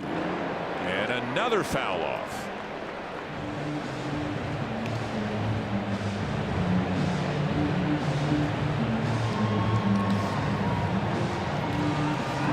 Fluharty's thrown 3 of those changeups in this at bat. He's definitely working it in more now than he was at the beginning of the season. He talked about it in spring training, but we didn't necessarily see a lot of it early on. Outside, 3-2. That was it again. And again a full count, and again the runners will be on the move. Foscue on deck if the inning continues. He would come up as a pinch hitter for Osuna.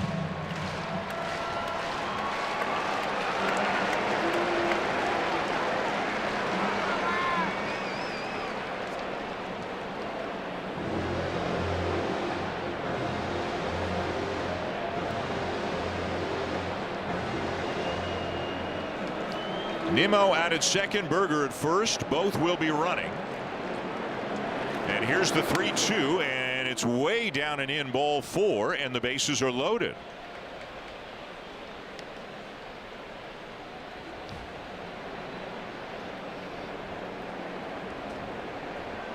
Boy, have walks been a problem for this team in general in the last week and a half or so, and one batter into the outing. Pete Walker wants to have a word with Mason Fluharty. Well, and the frustration comes from a manager going to the bullpen and a pitching coach to bring a guy in, and the last thing you want is more of that. And this is where you're in the dugout and it's like your hands are tied. You're bringing in the right guy in the right spot, but Mason's got to be back in the zone better. They walked 6 2 days ago. They walked 8 in the last game of the Houston series. They walked 6 in the first game of the Houston series. It's been a problem recently. They walked 7 in the last game of the Cubs series. They walked 11 the day before that. Like, it's been a bit of an epidemic the last week or so. And now the bases are loaded. So Osuna is still batting. Foscue was in the on-deck circle, but Osuna is going to hit with the bases loaded, 2 outs, and he lines it into center. It's a base hit. 1 run is home. Berger on his way to the plate. In there, well ahead of the throw. It's 4-0 Texas.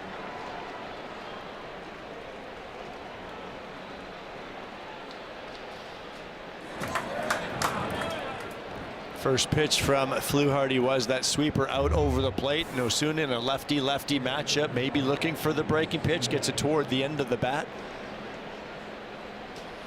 but still lines it into center field. Good swing from a left-handed hitter against a left-handed breaking ball. All 3 runs this inning have scored with 2 outs. All 4 runs the Rangers have scored with 2 outs today.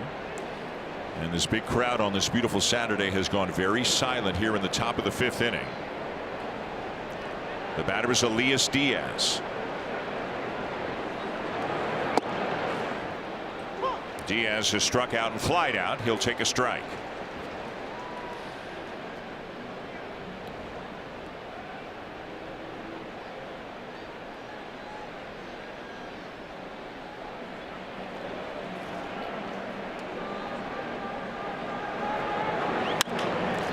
In the air and well hit towards the right field corner. Long run, Lucas, and he can't make the grab. And 2 more runs are in on the double to make it 6-0.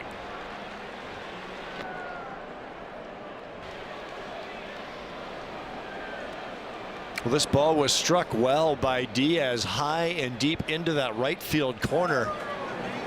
And I don't know if Nathan Lucas was fighting it a little bit. It looked like at one point he seemed to maybe overrun it just a bit. He's going in toward the corner, but he did. He overran it a little bit toward that corner. Now a 5-run 5th inning for the Rangers. And again, all of those runs scoring after 2 are out.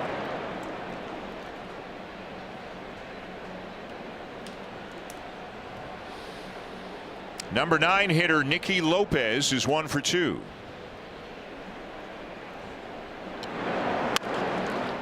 To right field, Lucas going back again. He's got this one. But the Rangers get 5 runs in the inning and heading to the bottom of the 5th now leads 6-0.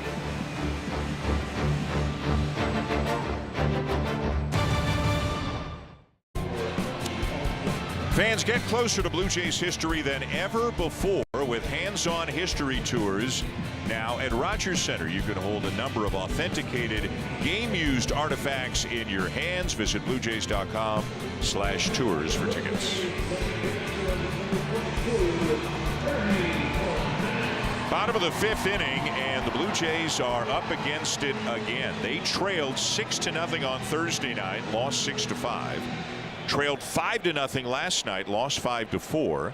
And Joe, it is 6-0 here today after a 5-run top of the 5th. Robbie Ahlstrom is in out of the Texas pen after Cal Quantrill gave the Rangers everything they could have asked for and more.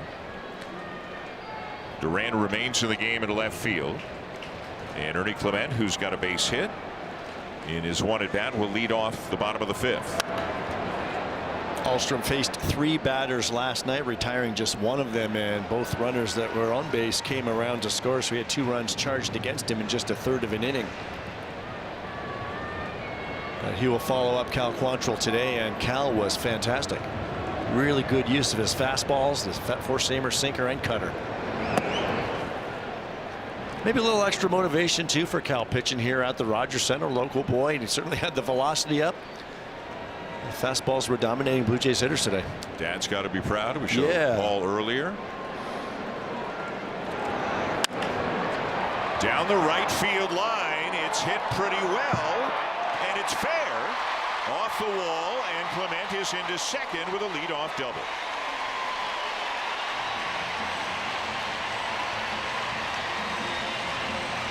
Well, as only Ernie can do, it looked like he got this fastball up and away, even off the plate away, but still drives it deep enough into the corner and right for yet another double for Ernie Clement.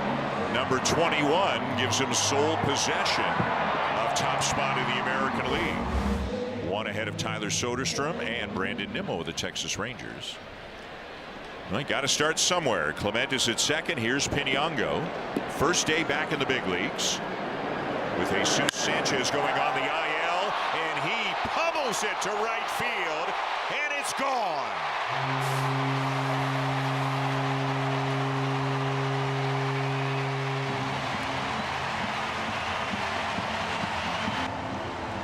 And what a way to return to the big leagues for Yohendrick Pinango.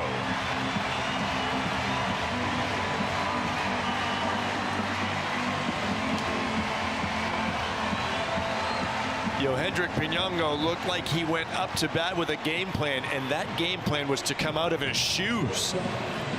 First pitch slider from Ahlstrom, and it stayed up in the zone, and he just crushed it.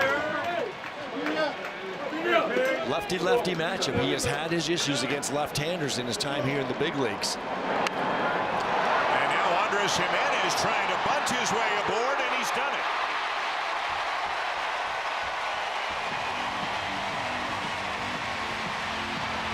We talked about it earlier. The other team goes to the bullpen, and it's like somebody flips a switch, and all of a sudden the Blue Jays start hitting the ball, or in this case start bunting the ball very well. Well, this is a great tool to pull out of the toolbox if you're Andres Jimenez. A lefty-lefty matchup. He's going to pull it with him. As soon as the first baseman fields this baseball, you just have to beat the pitcher to the bag, and Jimenez did it easily. So a double and a home run preceding that bunt single. Let's get another look at this swing from Yohendrick Pinango. Well, it was a slider that didn't slide a whole lot. It stayed up and in, and his eyes just lit up. As a left-handed batter, you're always guarding against the breaking ball, trying to stay on the ball a long time. And this one stayed middle in for him, and he barreled it.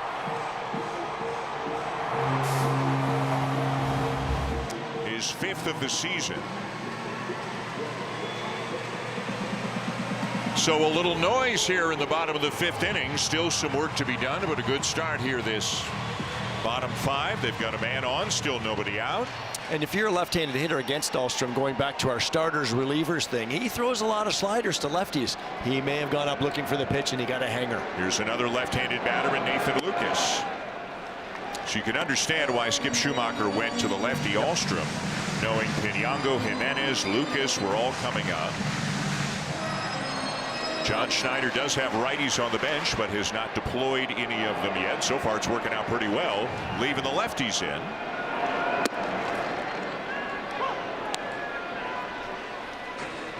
And it's right-hander Joe Ross now getting up in the bullpen for the Rangers.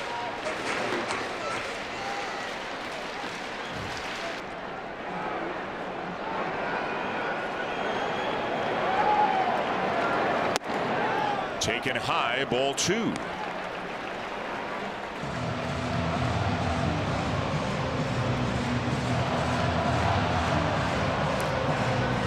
I see Alejandro right there. He said to Keys, he just circled his finger. He said it looked like he said he just spun a bit. Stayed right up there. Ooh, strike 2 called. Lucas wasn't too sure. Does not challenge. And it's 2-2.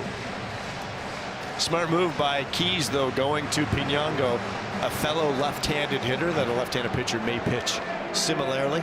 And guys who played together in Buffalo. Pinyango's been up and down. He's spent the last 3 weeks in Buffalo.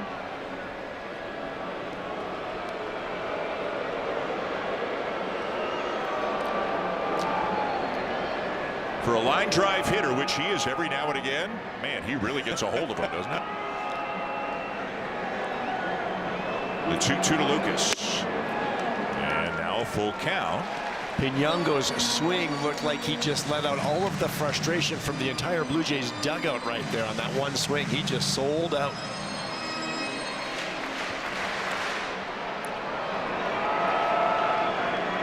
Jimenez the lead. He is not running. And Lucas hits a sharp one-hopper to short. Seager to second for one. Not in time at first. Lucas hustling down the line, safely across at a fielder's choice. It's the second time Nate's had to get down the line hard. Got an infield hit in the third, a fielder's choice here in the fifth. As he always does, hit it hard, but right at the shortstop. And that's going to be all for Alstrom. It'll be the right-hander Joe Ross coming in, with Vladimir Guerrero Jr. coming up for the Blue Jays. They've got 2 here in the bottom of the fifth and trying to get right back into this game.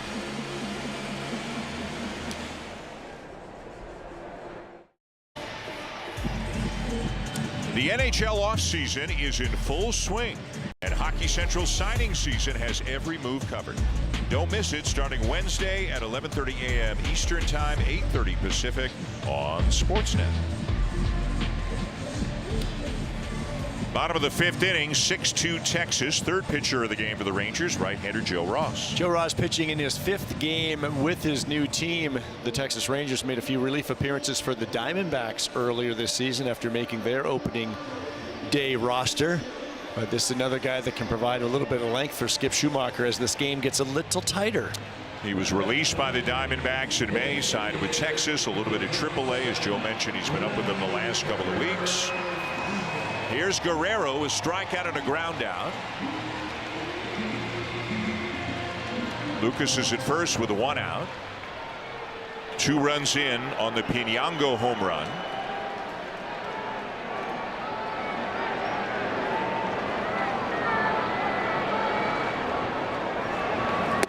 And it's ball 1, down and away. A lot of sinker slider to right-handers from Joe Ross. Former first-round pick way back in 2011 by San Diego. He's got parts of 11 years in the big leagues. 1-1 on Guerrero.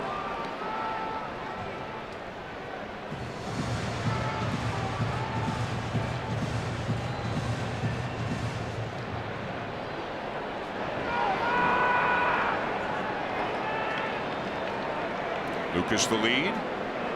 And the 1-1 on the way, and Guerrero grounds it down to third. A good play to get 1 at second. No! Off the bag comes Lopez on the high throw, and everybody is safe.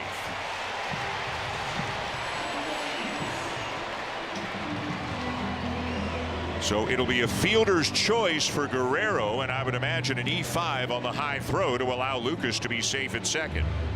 Well, Young ranged to his right and made a nice play on his backhand, but when he popped up, you can see when that body flies, the arm trails, and that ball took off on him up toward right field. Takes the second baseman off the bag. Good hustle all around. Everybody's safe.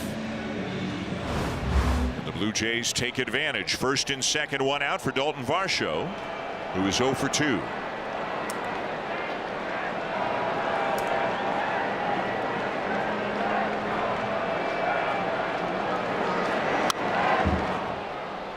A splitter a little bit out in front of it as he found it back. 0-1.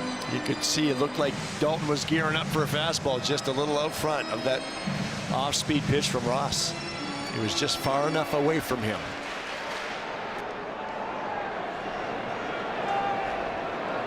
Ross out in front. 0-1.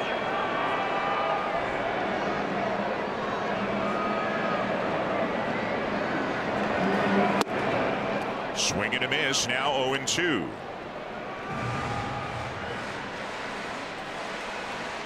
And Varsho wants to use his timeout. 6 runs, 6 hits, and that one error you just saw for the Rangers. 2 runs, 5 hits, and no errors for the Blue Jays. The only home run of the ball game belongs to Yohendrick Piñango. An 0-2 count on Varsho as he takes down and away.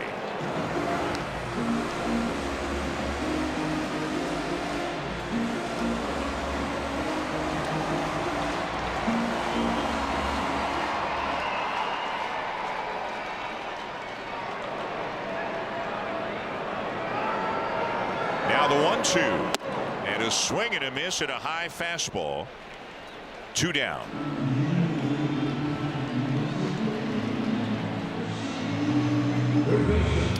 Climb that ladder a bit with those fastballs on Dalton. You can see him trying to flatten the path of that bat at the top of the zone, but it's by him. So it's going to be up to Kazuma Okamoto. Probably glad to have seen the last of Cal Quantrill. Quantrill struck him out in both at bats.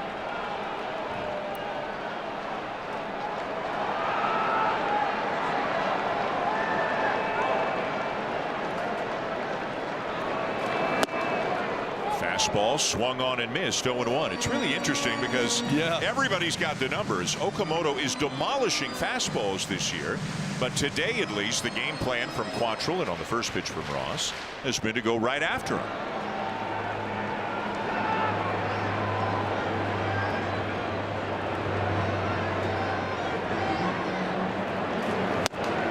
Again, that's the pitch right there that we saw a lot of the league where they're pitching Okamoto early in the season. Fastballs up and out over the plate, and we're seeing a lot more of that today. So you wonder if the Rangers have gone to work on that and saw what the league was doing earlier in the season, because he has done a lot of damage on fastballs, but coming up empty today. I mean, you talk about a catcher setting up in the other batter's box. Diaz is way out there. I don't think he wanted that in the zone. That's extreme. Watch Diaz. And with the fastballs that we think he wants to throw, you do that so that now you come back up top with the fastball. It's an absolute setup pitch. And he got him. And Okamoto strikes out for the 3rd time today. The Blue Jays do get their first 2 runs of the afternoon on a no doubt about it home run from Yohendrick Piñango. Just back in the big leagues today. 6-2 Rangers at the end of 5.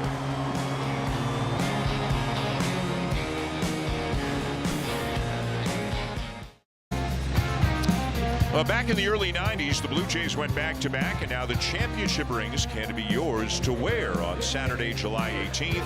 The first 15,000 fans will receive a set of 92 and 93 World Series replica rings. Get your tickets now at bluejays.com/tickets. That's on the other side of the All-Star break, when the Blue Jays will be back home and will start up the so-called second half with a series with the Chicago White Sox. Here's Braden Fisher, top 6, and top of the order, Jock Peterson. 0 for 3, struck out all 3 times against Dylan Cease. Peterson knows he will get some breaking balls against Fisher. Throws both the curveball and slider a lot, mostly the curveball against left-handed batters. Braden's been good against lefties and righties this season. The first outing for Fisher is Kirk wants to challenge. Pitch is called the ball. The catcher is challenging. Alejandro's 2 for 2. Make it 3 for 3. Calls overturned. Toronto has 2 challenges remaining. Blue Jays still have 2 challenges. First outing for Fisher, Joe, since he gave up the home run to Joey Loperfido back in the Houston series. That one in extra innings. First look for the Rangers at the Blue Jays right-hander. Swing and a miss and a high slider, 1-2. 41st appearance of the season for Fisher, and he is right up there with the major league leaders, right behind his teammate Mason Fluharty, who just pitched. On pace, yeah, Fisher on pace for about 80, and Fluharty rather, for about 84, 85.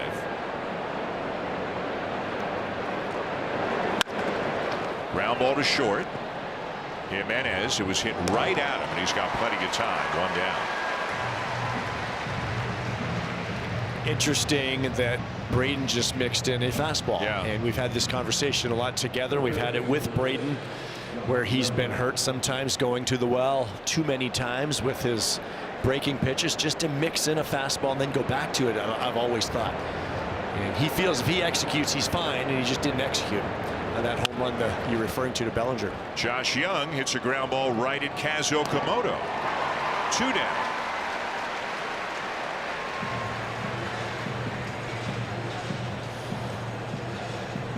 Need the shutdown inning, and a quick one seems to maybe keep kind of mental momentum on your side. Blue Jays just got 2. They've still got a lot of work to do here, but hoping to get the bats back up there as quickly as they can. Here's Corey Seager. A walk and a couple of strikeouts today.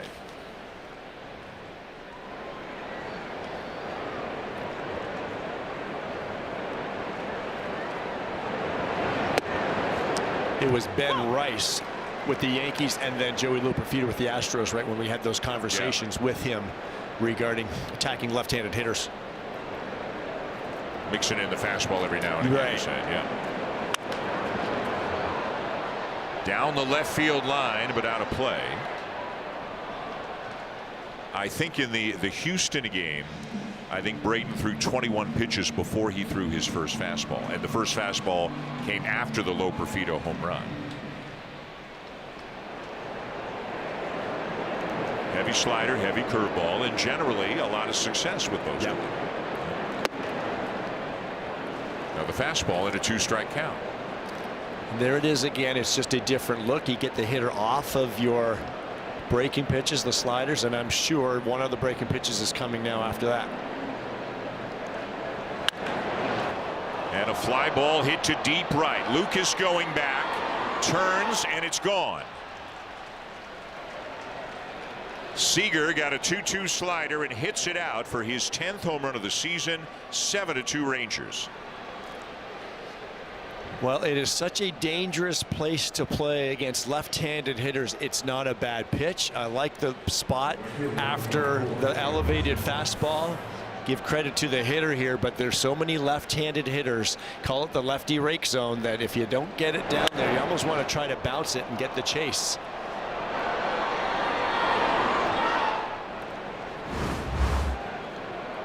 So the Blue Jays get 2, but the Rangers come back with 1 of their own and now lead by 5. And here's Brandon Nimmo, a walk, a strikeout, and a base hit. And a first pitch fastball in this at bat. I've always wondered, and the question's always why is people ask me, why is it that you say left-handed hitters handle the ball down and in? I think part of it is because they're right-handed dominant. Another deep drive, but Varsho's got this one just shy of the wall. And that'll retire the side. 7-2 Texas going to the bottom of the 6th, and time for an update with Jamie Campbell.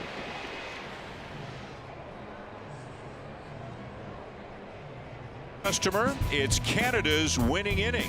When the Blue Jays get a hit this inning, you could win a VIP trip to the Major League Baseball All-Star Game, which is happening just a few weeks from now in Philadelphia. We don't know a lot, but we do know Ernie Clement's going to be there. He has already locked up a starting spot by virtue of getting the most votes of anybody in the American League, and I think he'll be joined by 2 or 3 of his teammates, plus his manager and the coaching staff, because the Blue Jays, with the American League champions a year ago, John Schneider will manage the AL in the All-Star game. Alejandro Kirk, Sean Keys, and then Ernie Clement here in the bottom of the 6th against Joe Ross. Kirk 0 for 2 on a ground out and a strikeout. And hits a ball hard to left field, and this ball is gone.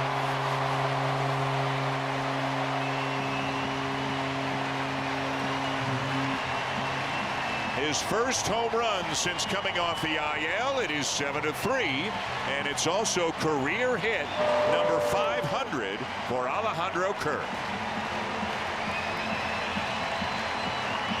Well, what a way to get number 500. First pitch, slider from Ross, and it looked like Alejandro was just going up, almost like with that approach we saw from Pinango, looking for a first pitch in the middle of the plate, and that slider just spun in the middle.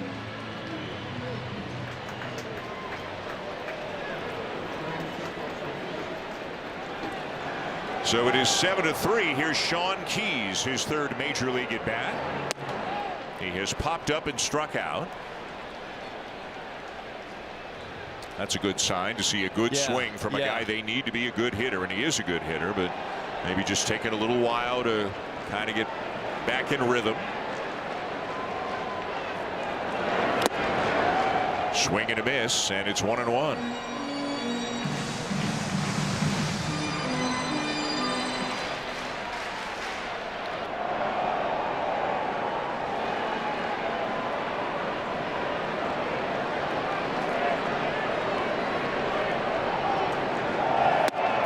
Keys was asked before the game, how do you want to be known as a player? He said, I want to be known as a competitor, a tough out, and a guy who's reliable in the field and on the bases. Kind of an all-around player, right? That'd be a good reputation to have. 21 home runs in the minors this year as he pulls one through the right side for his first big league base hit. Family and friends loving it here at Rogers Center. He's got his parents, his girlfriend, his sister, some buddies, and they're all on their feet. Way to go, Sean. This is a moment you will never forget. Give yourself a hand. I think he's thanking everybody else for clapping for him. Again, we're just getting to know him. We talked to him before the game. He's a great young guy, just big smiles, and got a little bit of golly gee aw shucks in him, and he was just wonderful to talk to. And Jay Shop did the job in a hurry, printing up those Keys jerseys for everybody who's watching him here today. Hit a pretty good pitch too. Splitter down below the zone with 2 strikes. Here's Ernie Clement, who's 2 for 2, a single and a double. He laces it foul, third base side. Well, every hitter thinks about this while you're playing in the minor leagues. How am I going to do it? What am I going to do when I get to the big leagues? How do I get that first hit? And it's the biggest thing is that pressure relief when you do get it. I'm sure when that ball rolled into right field, it was just this big weight off your shoulders because you want to get it out of the way early. Now he can go about his at-bats and be himself. It will be very interesting to see how much playing time he gets as long as he's up here. Vladimir Guerrero Jr. with the old fake toss into the crowd, but that ball is going to be authenticated. Guerrero is always the go-between there.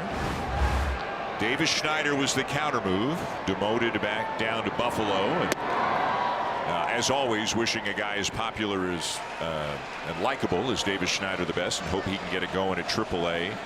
But Keys is going to play third or first or DH. Those are the 3 spots.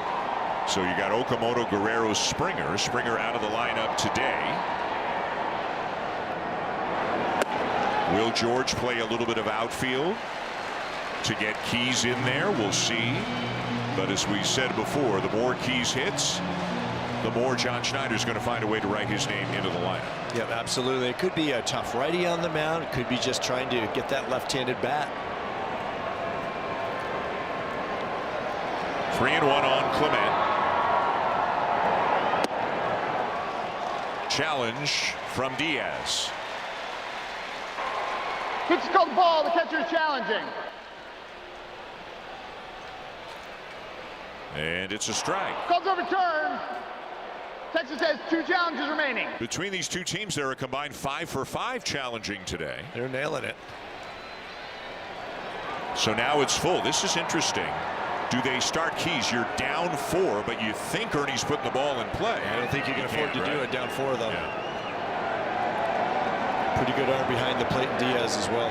Not going. And it's into left field and down for a base hit. Keys up to second on Clement's 3rd hit of the game. Down to field level and Hazel May. Dan, Sean Keys was in awe earlier, stepping out onto the field for batting practice. This is the second visit for him here. The first was for a minor leaguer prep camp, and the field was covered. Keys described Rogers Center as the most beautiful park in the league, so just seeing it with the sun out in all its glory has been incredible. So a perfect setting for Mr. Keys to hit his first big league hit, guys. And he's got his first big league base hit. He's still got a smile on his face. And we've got a pitching change, or do we? There's a meeting on the mound. Maybe not a change. Peyton Gray is up in the bullpen, but this is just a long conversation right now, which will happen after a guy hits a ball as hard as Yohendrick Pinyango did his last time up. Well, they certainly want to talk about it. Pinyango hit it off the lefty Alstrom, but now with the righty on the mound, they want to make sure they've got a game plan against a very dangerous hitter. Boy, what a pattern there's been in all three of these games. Fall behind big early. Texas goes to the pen, start getting back into it. Can they get all the way back into it? Fell a run short Thursday, a run short again last night. It's not a great game plan if you're a Blue Jay fan. It's not. It isn't for the Rangers either, but at least you're playing with the lead. 2 on, nobody out. And low ball 1 to Pinyango.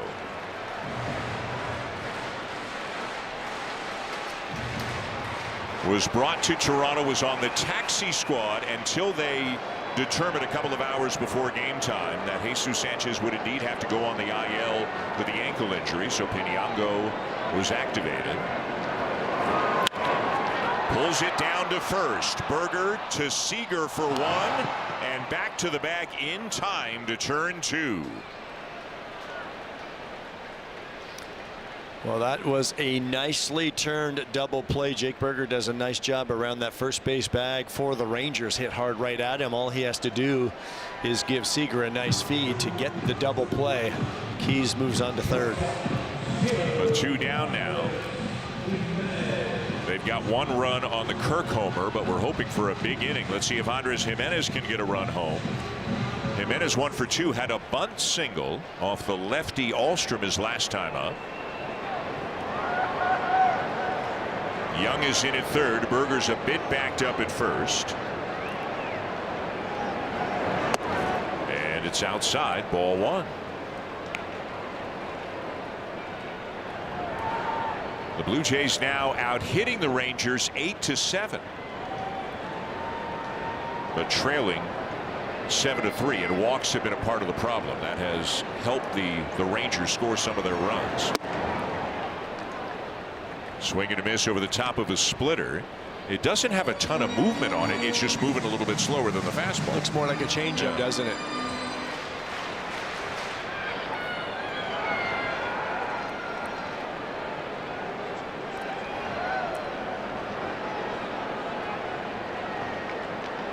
One and 1 the count, and a foul back. 1-2. With Tommy Nance up in the Blue Jays pen, so it looks like he'll get the top of the 7th.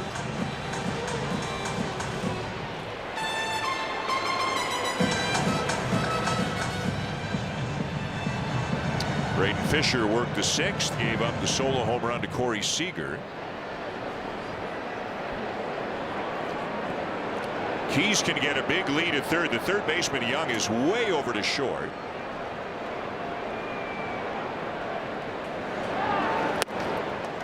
Any ball that gets away from Diaz, even if it were maybe 10 feet up the first baseline or to his right or something, again, look at how big of a lead Keys can get. He'll keep walking. And if you're Keys, you can get even more than that. Yeah. You can almost get as far as the pitcher is from you. There's no reason not to go about another 10 feet at least. And if nothing else, it has to be unsettling for the pitcher to see a runner doing that. Inching down the line, and it's into right field. A base hit for Jimenez. Keys in to score, and it's 7-4.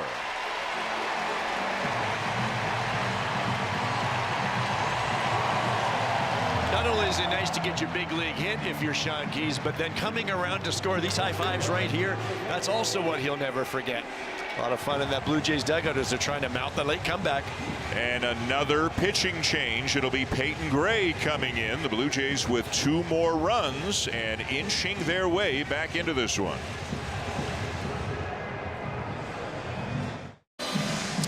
A couple runs in this inning for the Blue Jays, and it all started with an impressive swing by Alejandro Kirk. They got a first pitch slider from Ross, and we have seen some struggles from Alejandro Kirk where he's maybe getting a little bit big at the plate.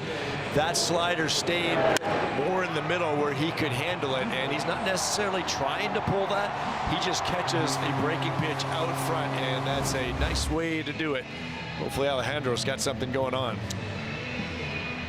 The Blue Jays were down 6-0, got 2 bottom 5. Corey Seager homer top half of the 6th. 2 more for the Blue Jays here in the bottom half. And with Andres Jimenez at first and 2 down, here's Nathan Lucas to face Peyton Gray. Peyton Gray's been used in a setup role, but he has not pitched on this road trip yet. He had a busy homestand before Texas hit the road.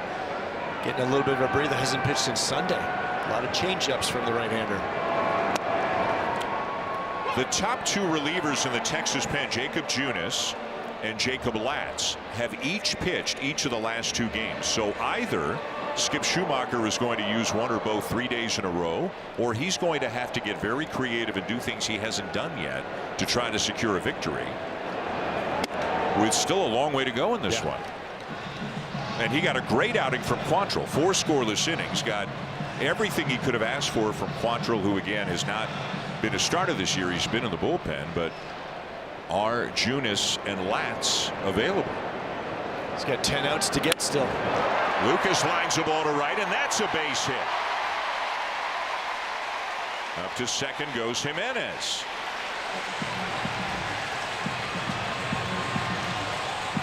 Well, there was one of those changeups from Gray. It's out toward the outer part of the plate, but Nathan covers it very well. Again, you see that pitch doesn't necessarily go down enough for the Rangers pitcher, and Lucas can handle it.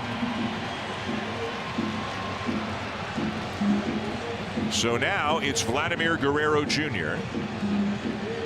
Guerrero is 0 for 3.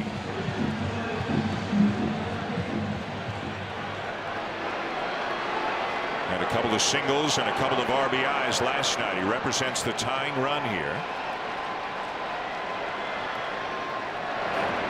And he takes one way down and away for ball 1.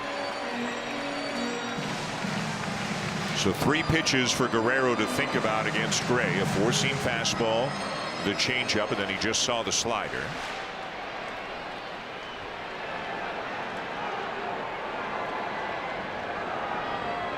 The 1-0. And he takes one right down the middle for a strike. 1-1. That was a changeup right in the heart of the plate.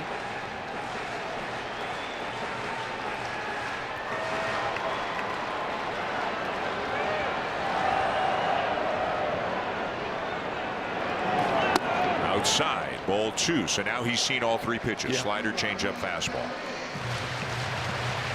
And different pitchers may pitch you differently. From Quantrill, we saw some sinkers, sliders down.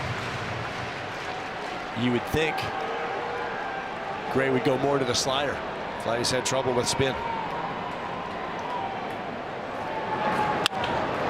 And another ground ball.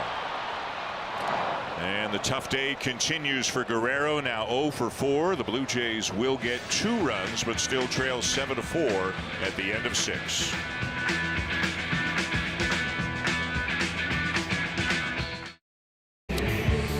Folks, the next City Connect Friday comes your way July 17th when the Blue Jays host the White Sox in their first game back after the All-Star break. Visit BlueJays.com/tickets to get yours today. White Sox are good. Scored a lot of runs yesterday. They are. 22. They beat the Royals 22-1 yesterday. The White Sox are a young, talented, improving team, and at right about the midway point of the season, they are the leaders in the American League Central right now. 4 games over and a game ahead of Cleveland. Here's Tommy Nance into the game, top 7. Tommy pitched twice in the Astros series. 2 1/3 scoreless innings. First time seeing the Rangers here, and he's been very dominant, especially against right-handed batters. See that 150 batting average. Jake Berger is going to lead it off. He's got a couple of RBI singles today. A little looper in the first, and then much more of a line drive in the fifth. He's got his third hit of the day.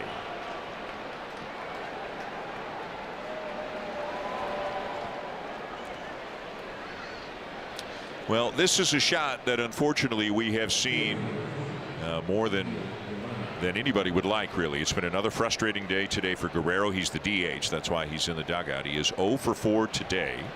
A strikeout, 3 ground balls. Had a couple of base hits. One was a 2-run single last night. But still just unable to find it. Whether it's physical, mechanical, mental. Drive to deep center off the bat of Duran. Back goes Varsho for out number 1. By this point, it's probably some combination of a bunch of different things, and he's just not able to untangle it and get back to being Vlad. Well, it's most definitely mechanical. There's a mechanical physical component for sure, because the swing itself is not quite the same as what we saw, especially in the postseason or just in general when Vladdy has been at his best in the past. But with those struggles comes the mental side. He's a human being just like any other player in this league, but especially with the expectations on his shoulders, and when you are not performing, you feel it. So mentally he's got to deal with the struggles, but more importantly, while you're doing that at this level against big league pitchers, you have to sort this thing out physically. I'm sure it's in the cage, whatever it is he's doing, trying things right now, he just has not found that solution. And it's hard to believe at the end of June that your star player has not found it yet, but that is the fact of the matter right now. And that one drops in front of Pinango, who went back and towards the corner and obviously misread that one, because the liner off the bat of Osuna it dropped in front of him for a base hit. Well, it looked like he was ranging to his right, but clearly thought that ball was hit higher in the air or more on it. Maybe didn't see it. Something happened. Well, there, it looked like when he went to his right that he saw it fine, but then he just realized it was hit more on a line than there was not as much air under it as he thought. Just an absolute misread again. So it goes as a base hit, obviously, but a ball that should have been caught. And it's first and second, 1 out for Elias Diaz, the catcher, who had a 2-run double his last time up.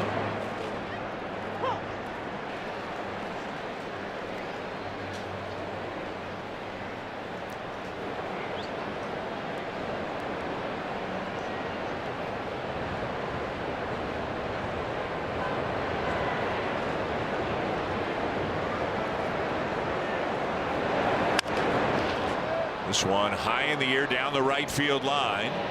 A sliding attempt by Lucas, but he can't make the catch. A great effort on what is a foul ball, but unable to come up with it. This is exactly what you do as an outfielder as you're sprinting toward a wall. You fall to the seat of your pants. Nathan does it perfectly. Slides in. He's there. He did everything right, but then he just could not hold onto the baseball, even trying with his bare hand after it ricocheted off the wall. What an effort by the right fielder.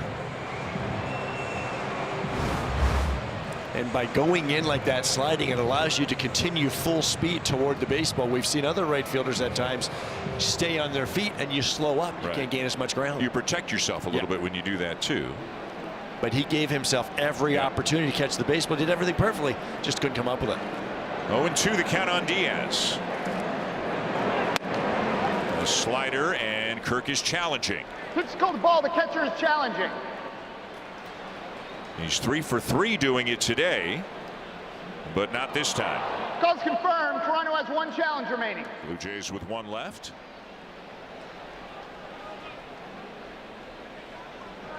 And it's a ball and 2 strikes.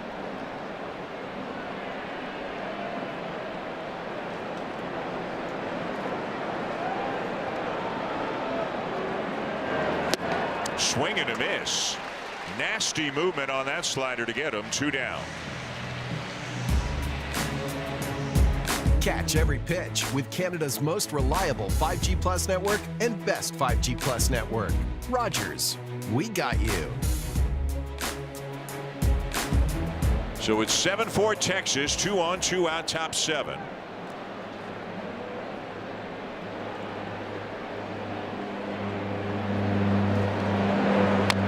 And it's fouled off by Nicky Lopez. It was 1 for 3 today, had a base hit and stole a base back in the second. There's nobody up in the Texas pen, so Peyton Gray is going to come back out for the bottom of the 7th. Once again, the Blue Jays have dug themselves a hole. Once again, they are trying to dig themselves out of it. Quickly 0-2.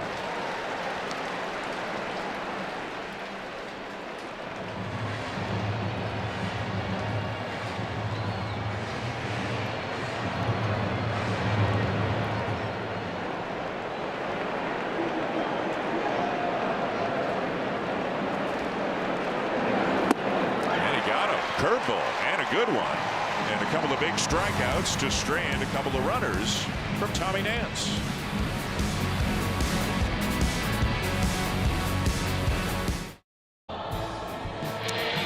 What a run Kazuo Komodo has been on recently for the Blue Jays. And now is your chance to rep him. Be one of the first 15,000 fans here at the ballpark July 20th, and you'll take home an Okamoto t-shirt.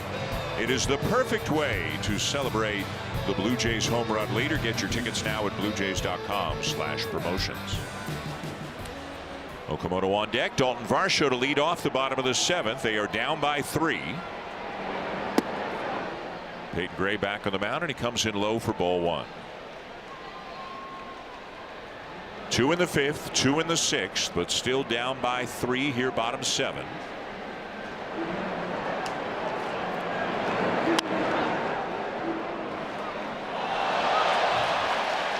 Somebody made a grab.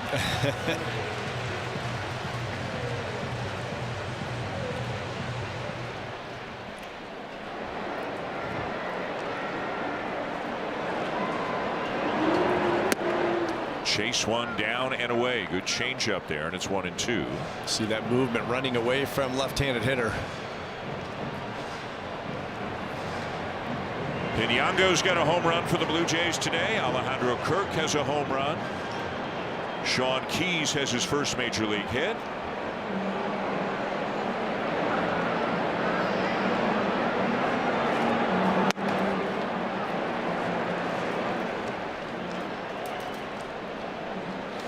Jeff Hoffman is up.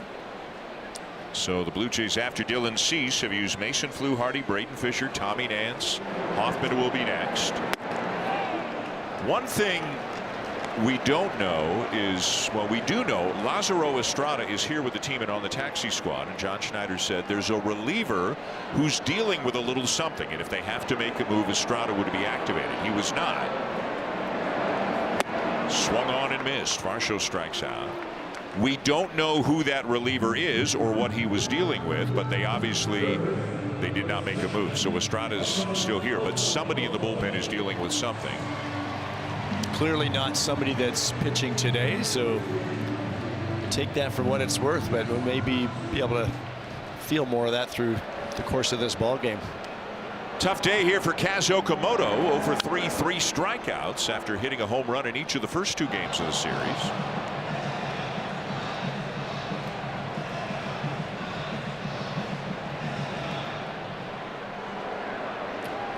All these guys, he's facing them for the first time.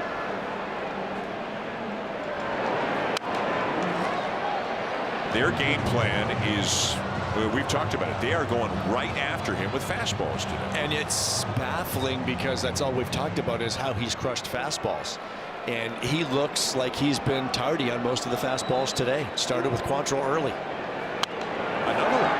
An 0-2 fastball that got some of the strikes in. And you see Diaz, he wanted it a little bit higher. He's trying to get him to expand the zone just like they got Varsho to chase up above. Now he's done a better job lately against breaking balls, but still overall the fastball numbers are by far the best. There's a changeup down for ball 1.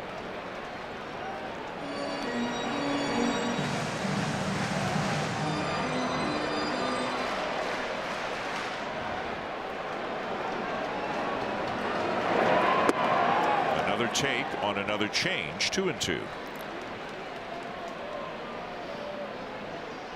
We said when he came in, Gray will use that changeup a lot, both to righties and lefties, more to the lefties, but he'll use it to the righties as well. Good job laying off of those ones. Takes the slider down and away, and it's a full count. And in terms of breaking balls, that's a great take right there, because as a right-handed hitter from a right-handed pitcher, those are the ones that give him so much trouble earlier in the season. His issue seems to be swing and miss in the zone more than chase swing and miss. And strike 3 called. Okamoto seemed to know it. He was turning and going back to the dugout, just waiting for the call. 2 down.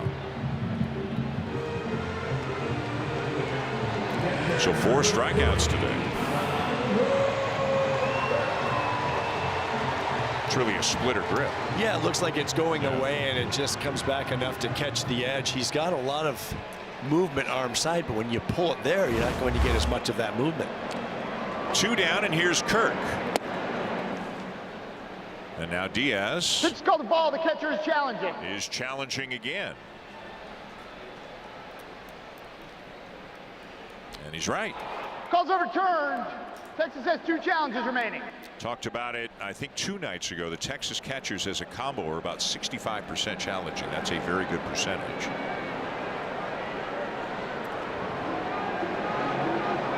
Two veteran guys back there right now, and Higashioka and Diaz. Danny Jansen on the injured list. Veteran himself. I think Jansen has enjoyed being back here in Toronto, getting a chance to see former teammates. There's Jano.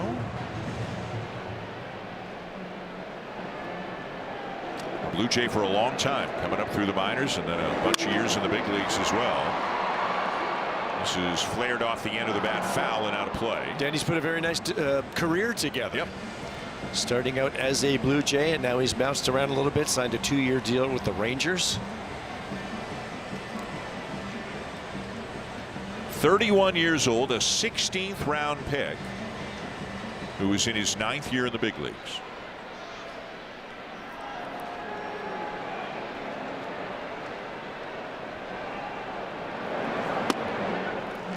Outside, and it's 2-2. Like Diaz was thinking about it, but just a little too far.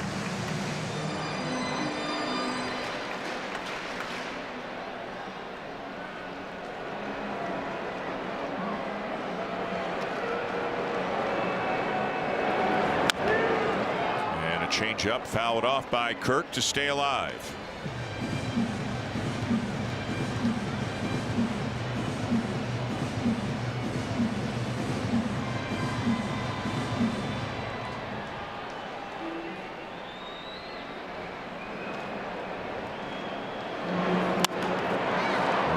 Fastball that got a lot of the plate, fouled it off. Still 2-2.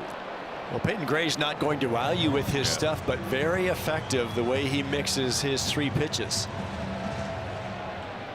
See these hitters, a lot of them late on that fastball. Not big time velocity at all, but 2 good secondary pitches.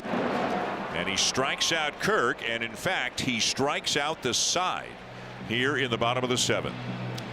Jeff Hoffman coming in. It remains 7-4 Rangers, and time now for a Blue Jays Central update with Jamie Campbell and Madison Chipman.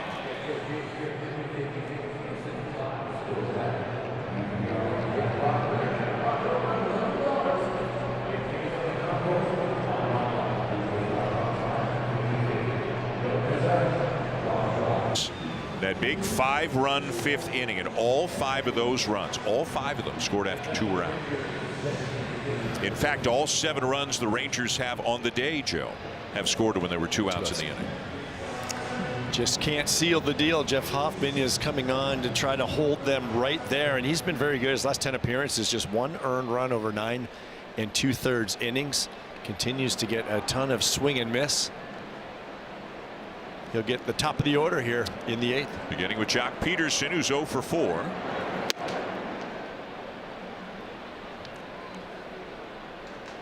The plate is in shade, so is the mound. There's sunlight just behind the mound and out to second base and into shallow center, but maybe it is that a tricky thing here for hitters right now? It still can be, but what's worse is when the pitcher's in the sun. Yeah. And you as a hitter in the shade. because then it's coming out of the brightness into that dark spot. And that's when hitters really, you just can't pick up the spin. So oftentimes you'll just gear up fastball. There's some of the numbers you were talking about. Very good numbers for Hoffman his last 8 times out. 2-0 slider there for a strike.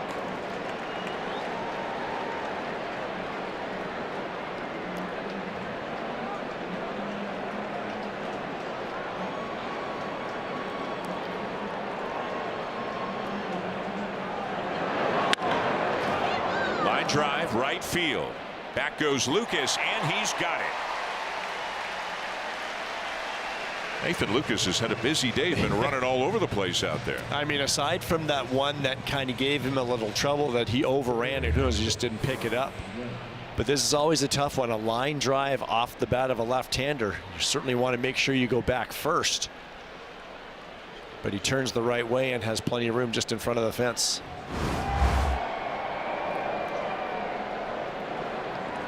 Josh Young is 0 for 3 with a walk.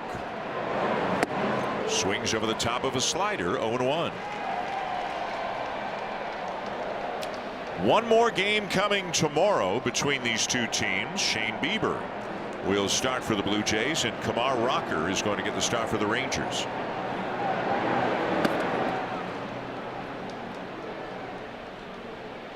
First pitch at 1:37 Eastern Time. Blue Jays Central at 1 o'clock Eastern.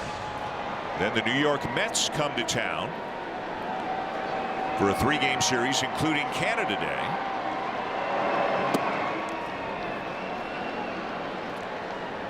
The Mets have lost 7 in a row. They are 34-48. New manager in tow has not paid dividends just yet. All of those have come against either the Phillies or the Cubs. That's outside, and it's 3-1.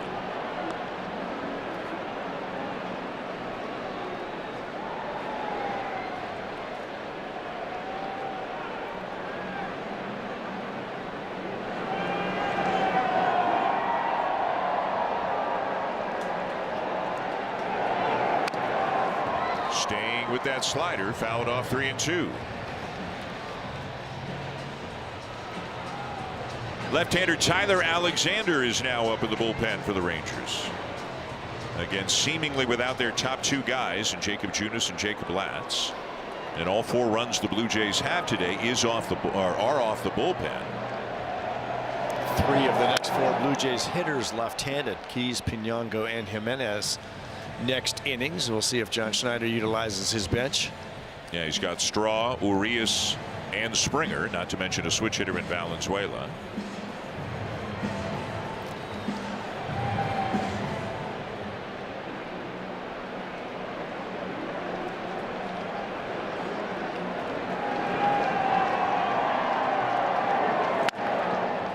Foul. Boy, Jeff feels so confident with that slider, especially right on right there, and he's spinning it really well. Throwing it 3-1 behind in the count. Feels so comfortable getting it in the zone, sticking with it.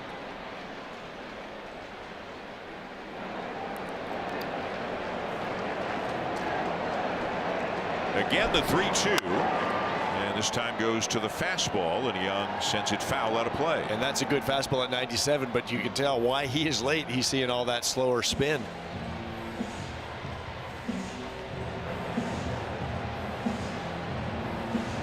Eight pitches and counting in this at bat.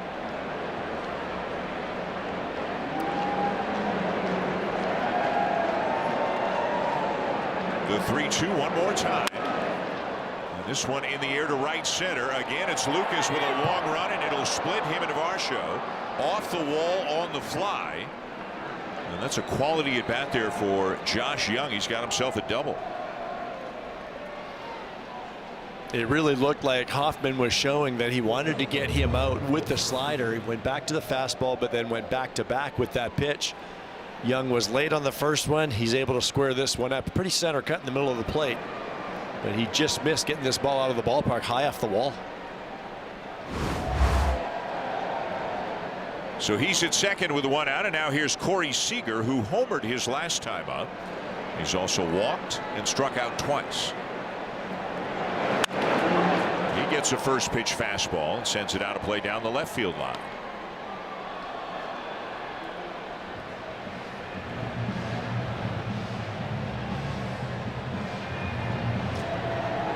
Seager now 32 years of age. He is in his 5th season as a Ranger after 7 with the Dodgers.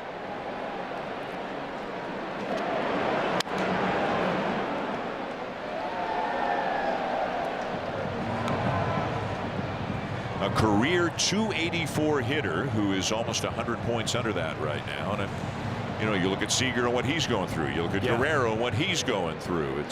I'm sure they're scratching their heads both in the organization and among the fan base down in Arlington about Seager, the same way that Guerrero is being discussed here in Toronto. And he's like a 30 home run, 100 RBI type of guy over the course of his season.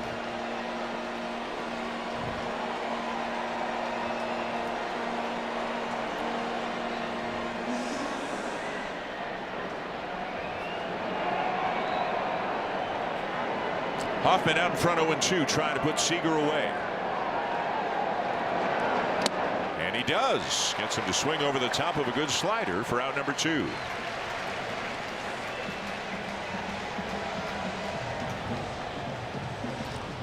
I think this time of day he might have to stick to the spin. The swings just aren't as good, I don't think, against his slider. Partly you have to credit his slider, but I just think the swings on the fastball, despite Young being late on the one fastball, he was all over the next one. Wouldn't get beat with a fastball here. You talked about how much he is leaning on the slider recently. In April, Jeff Hoffman threw the slider 28% of the time. In May, 45% of the time. In June, 57% of the time.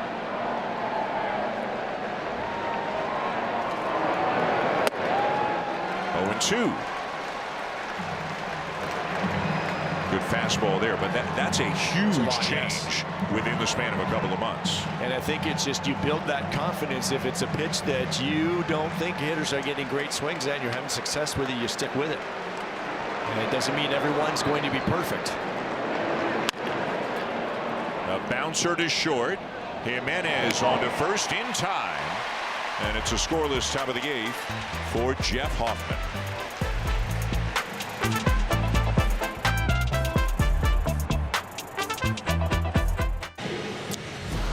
As you probably know, Addison Barger is here in town. He was taking some fly balls yesterday, taking some ground balls today, throwing across the infield. Again, it's a right elbow injury he is trying to come back from, and you can see, you might be able to see there, he's got a big, there you can see it, a big wrap on that right arm. We were told yesterday it was more of an issue for him hitting than throwing. But John Schneider was asked before the game today, is there anything new on Addison Barger and the possibility of him going out on a rehab assignment? And succinctly, John Schneider said no.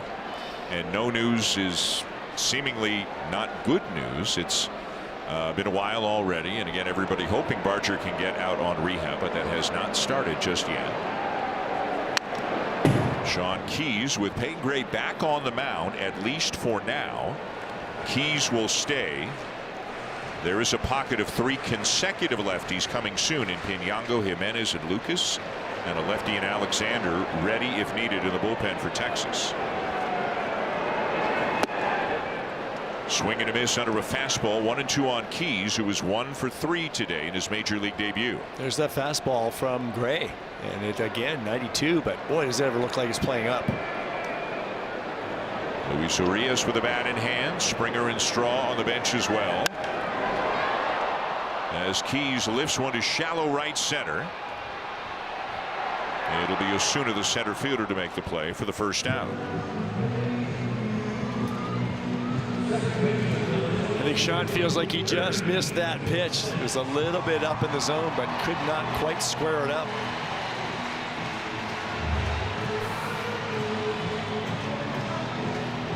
You talked about his pull power, Dan, and I think that's what he was wishing he would have done with that pitch. Here's Ernie Clement, who is having a good day. 3 for 3, 2 singles and a double. It is the 6th time this year that Clement has had 3 or more hits in a game, 5 of them 3-hit games, and then he had a 5-hit game against the Angels back on May the 9th. Gets a lot of hits, doesn't he? He gets a lot of hits. He gets a lot of hits. Yeah. And when you get a lot of hits, you're going to have a lot of multi-hit games. He is third in the American League with 93 hits. He's got his average back up over 300. Started at 297. He's at 304.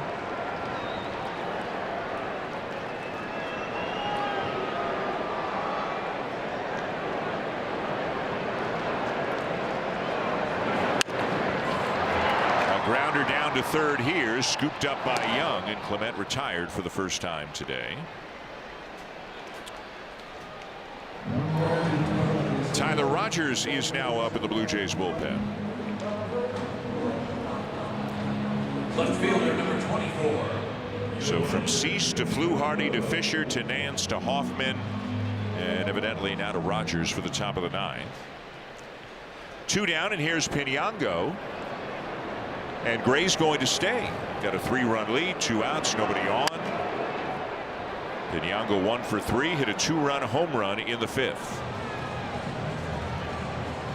It's the life of a reliever down there. Tyler Alexander probably getting ready in case he was needed for these left-handers. So he's still on the mound down there just waiting because of the lead, because of the 2 quick outs. May still be called upon. Now 0-2 on Pinyango.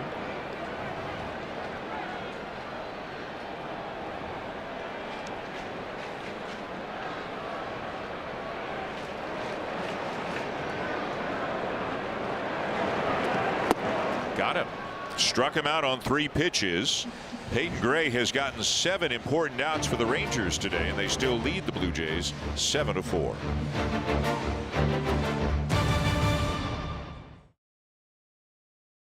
One more game in this 4-game series. It comes your way tomorrow afternoon. Shane Bieber, who no longer has the mustache, will be the starter for the Blue Jays. A 1 o'clock Eastern Time broadcast start. A 1:37 first pitch. Kamar Rocker on the mound for the Rangers. There he is. Rocker's got a good arm. He's had some ups and downs in his young major league career, but he's got a very good arm. Here is Tyler Rogers, who is the 6th pitcher of the afternoon for the Blue Jays. Appearance number 40 for Rogers this season. That ERA still under 2. The whip just over 1.2. Certainly handled right-handers very well, hitting just over 200 against him. Still gets a ton of ground balls and a lot of soft contact. This is inside, ball 1 to Jake Berger, who's had a good day. 3 for 4, including a couple of RBI singles.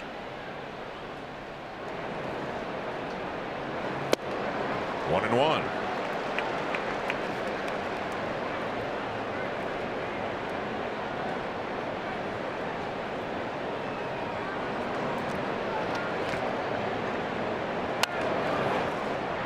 Popped up right side, and it'll get out of play.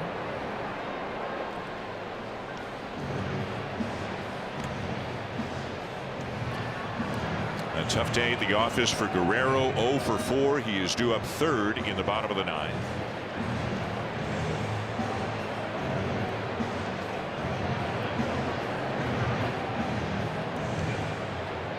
Probably checking out what Tyler Alexander has in case he comes into the game.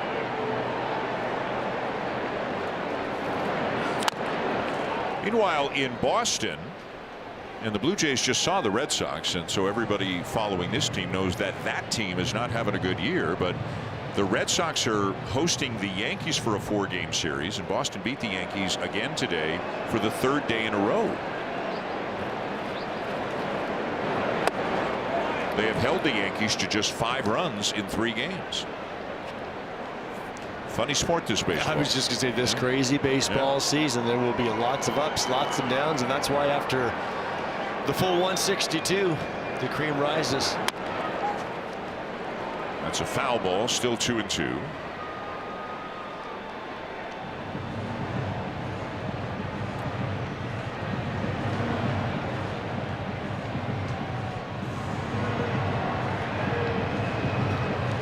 Skip Schumacher in his first year as the manager with the Rangers. They are 2 games under, tied for the final wild card spot, and a game and a half back of the lead in the American League West. It's a team that won the World Series just 3 years ago. Skip Schumacher said coming into this series about his offense, he felt like they just weren't cashing things in, and he felt that they were going to make a move. I think we are going to be better, and they have been this series.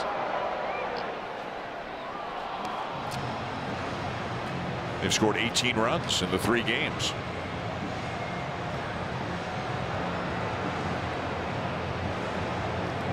So Tyler Rogers has 2 pitches, the sinker and the slider, and Jake Berger has seen a lot of both of them as the at-bat continues.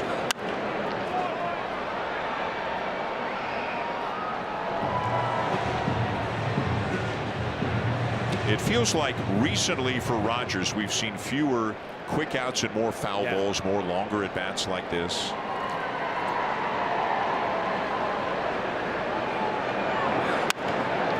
Slices this one foul.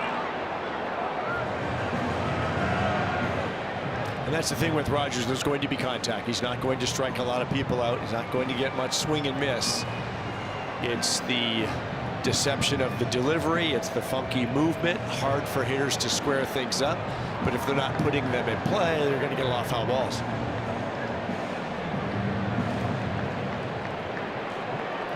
Six foul balls already in this at bat.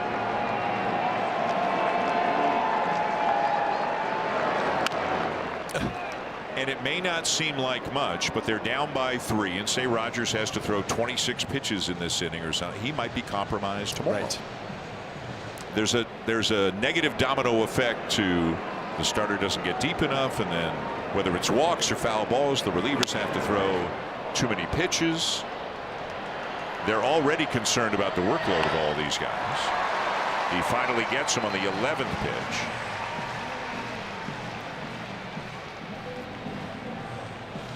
And Tyler can probably pitch more than anybody else down there. That's the one trait that he has that's a real comfort to a pitching coach and to a manager, but still you want to have your limits.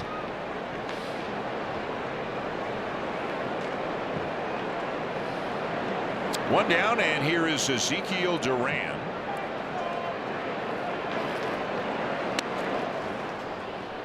Bunts it foul, and it's 0-1. Duran came on as a pinch hitter in the 5th inning and walked, which set the stage for a couple of 2-out, 2-run hits by Osuna and Diaz, and that's the biggest stretch of this game. That's when it went from 2-0 to 6-0.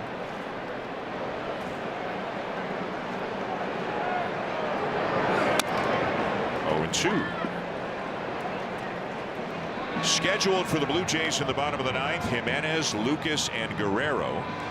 Whether Jimenez and Lucas hit probably depends on whether Gray comes back out or the lefty Alexander comes in. Looks like it's going to be Alexander, and that could bring, as Joe said, some righties off the bench.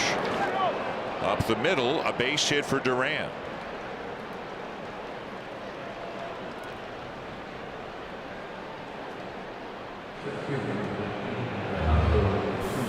Well, he stayed on that one very well, pounding it right back through the box. Rogers a swipe at it, but it was by him.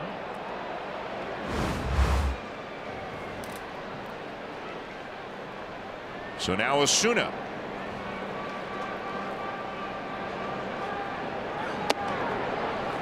Oh, 0-1.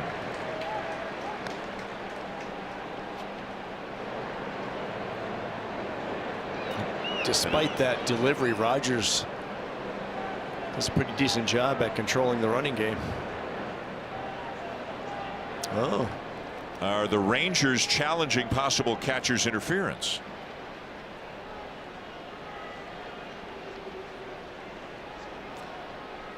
This video review is brought to you. The field is a foul tip. Texas is challenging that it's catcher's interference. By Specsavers. Alan Porter, the crew chief, with the announcement. So the call on the field was a foul tip. Ooh. I think it did hit his man. I think it did too.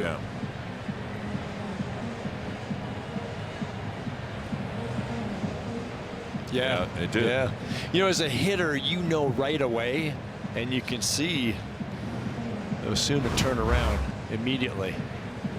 It just does not feel right when you catch something like that.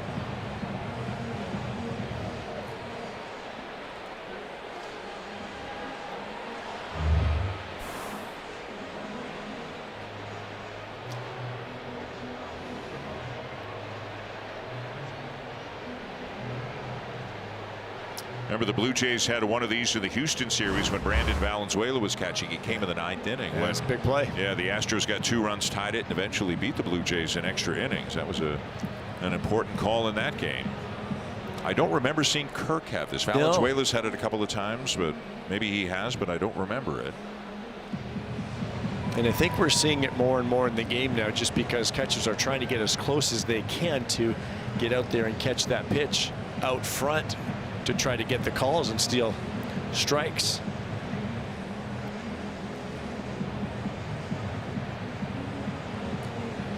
A live look at the replay command center in New York City. The trick is that the ball is arriving in the catcher's mitt at around the same time. So that's what they'll be looking at closely. Here we go. After review, the call on the field stands. It is a foul tip. Wow. Texas loses their challenge.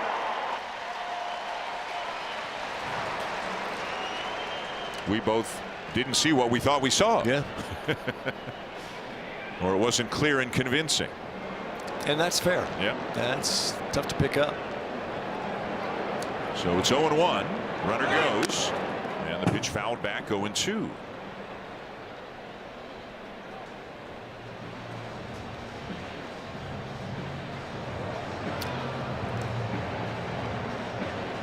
Duran standing at second base like, I can't believe he swung at that pitch because he had it stolen, but you're in an 0-1 count as a hitter.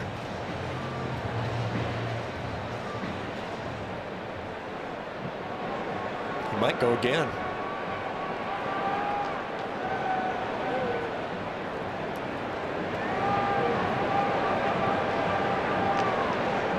Dancing around there, trying to time up Rogers, and now a timeout requested by Osuna. Tyler Rogers was purposely stalling and staying as long as the pitch clock allowed, just to mess with the base runner.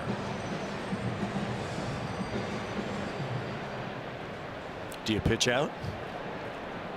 There goes the runner, and it's bounced weakly towards first. Keys will make the play of the bag himself for the second out, and Duran into second. I thought it was a possibility because it certainly looked like Duran was taking off, and certainly he was. Tyler Rogers, not your easy to imagine pitch out kind of guy, right? I'm not sure I'd want to catch one of his pitch outs. Meanwhile, Adam Macko, who threw 31 pitches in last night's game, is up in the bullpen because they don't want Rogers to throw too many here today. Spencer Miles threw 35 pitches. So you just have to assume he's down anyway. Yeah, and the only other guy is Louis Varland. That's my point.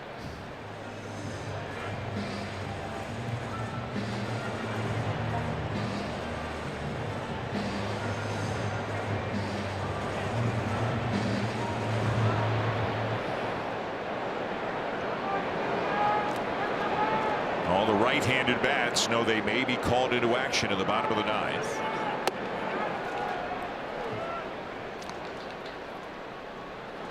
In case the lefty Tyler Alexander comes in, and it sure looks like he is going to.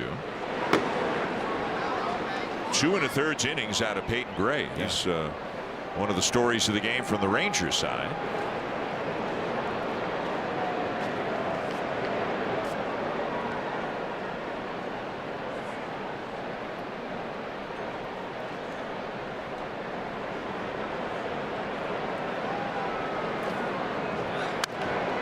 Play, and it's 1-2.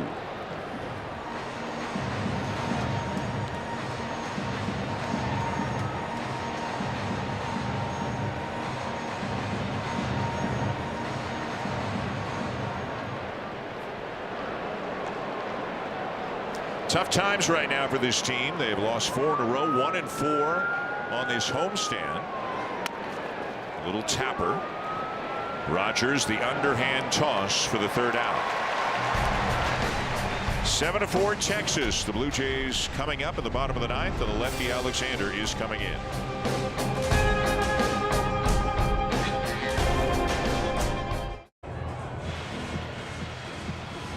Bottom of the ninth and last chance for the Blue Jays. They have made it somewhat interesting with 2 in the fifth, 2 in the sixth, but have been kept off the scoreboard since then.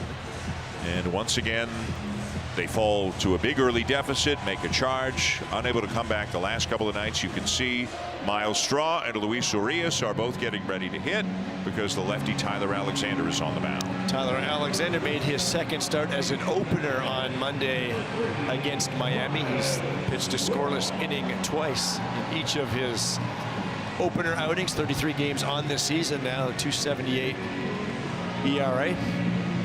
5 different pitches, doesn't throw hard, kitchen sink kind of guy. Parts of 8 seasons now for Alexander. Bulk of his career early on was in Detroit, Tampa, Milwaukee, the White Sox, and now the Rangers. Straw trying to get on base to get something started. He's batting for Andres Jimenez.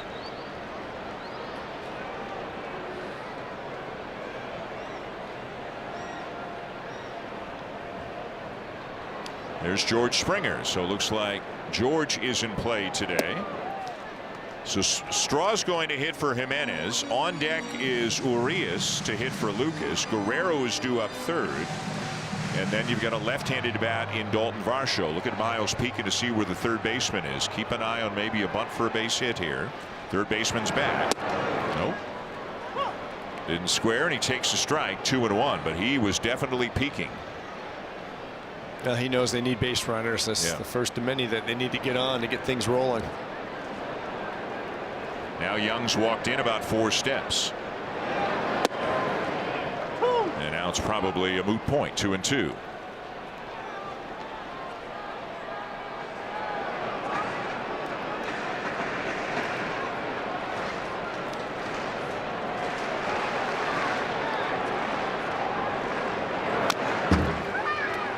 Late swing and just in time to foul it off. And you said not overpowering, just 93, but he was just in time to get a piece of that one.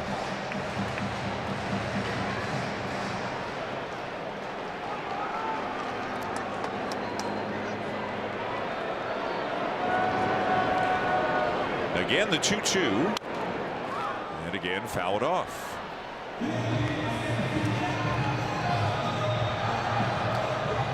Tough day for Kaz Okamoto today, coming in so hot, 0 for 4, 4 strikeouts. Piñango a 2-run homer, Kirk a solo homer. The 2 big hits in this game for the Blue Jays. Also Jimenez with an RBI single. This is back to the mound, and a low throw bounced in, and boy did Jake Burger just bail out Tyler Alexander there. You just never know what you're going to get from your pitcher, and Burger made sure his feet were ready to move. He just overhand spiked it right into the ground.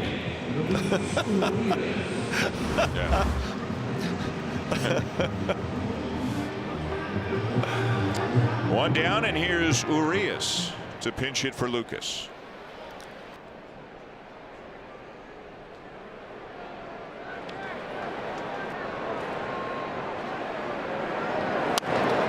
So really the arrival of Urias a few days ago is what indirectly, I guess, eventually led to the demotion of Davis Schneider. They bring up Sean Keyes in their search for offense, power, and somebody had to go, and had they not had Urias, it couldn't have been Schneider because they would have needed him to be the backup at second base. But now that they have Urias, who can play second and third, Davis Schneider option to Buffalo.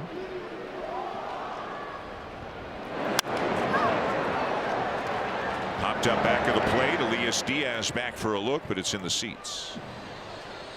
0-2.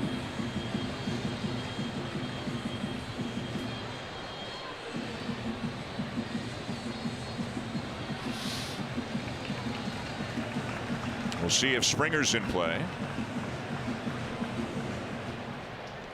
We'll see how far it gets. One down, Urias the batter, Guerrero on deck.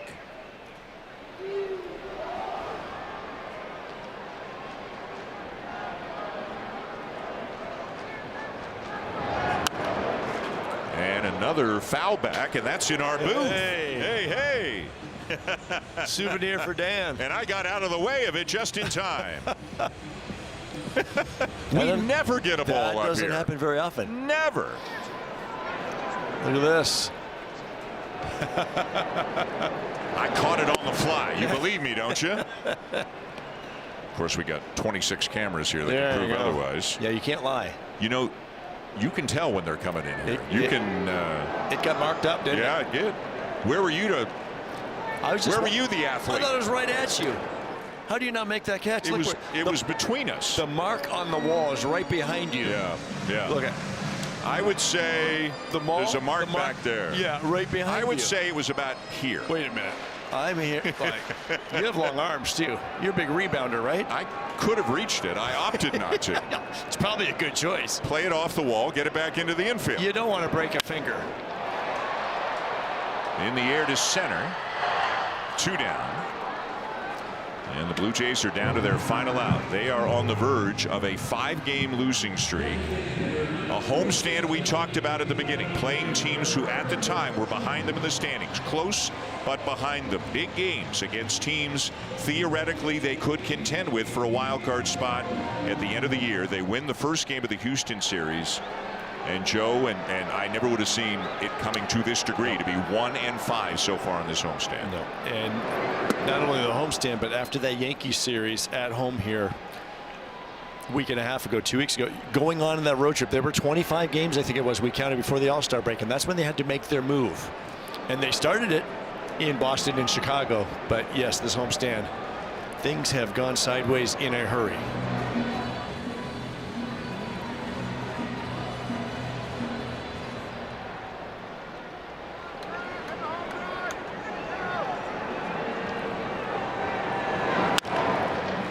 Guerrero, a grounder to third, and that's going to do it. So they have lost 3 in a row in this series, 5 in a row overall, are 5 games under the 500 mark, and the tough times continue for the Toronto Blue Jays. Sean Keyes came up and made his major league debut. You were hoping that maybe anything could get this offense going and spark it. A tough one for Dylan Cease too. Not able to go 5 innings. Struggles with the strike zone again despite all of the strikeouts. But it's just been a combination of problems. Sure, it starts on the mound, but it definitely bleeds in to their struggling lineup. They will try to salvage the final game of the series tomorrow. Shane Bieber will be on the mound for the Blue Jays. Kumar Rocker for the Rangers. Texas feeling good about themselves all of a sudden. They will go for a 4-game sweep tomorrow. Time now for Blue Jays Central with Jamie and Madison.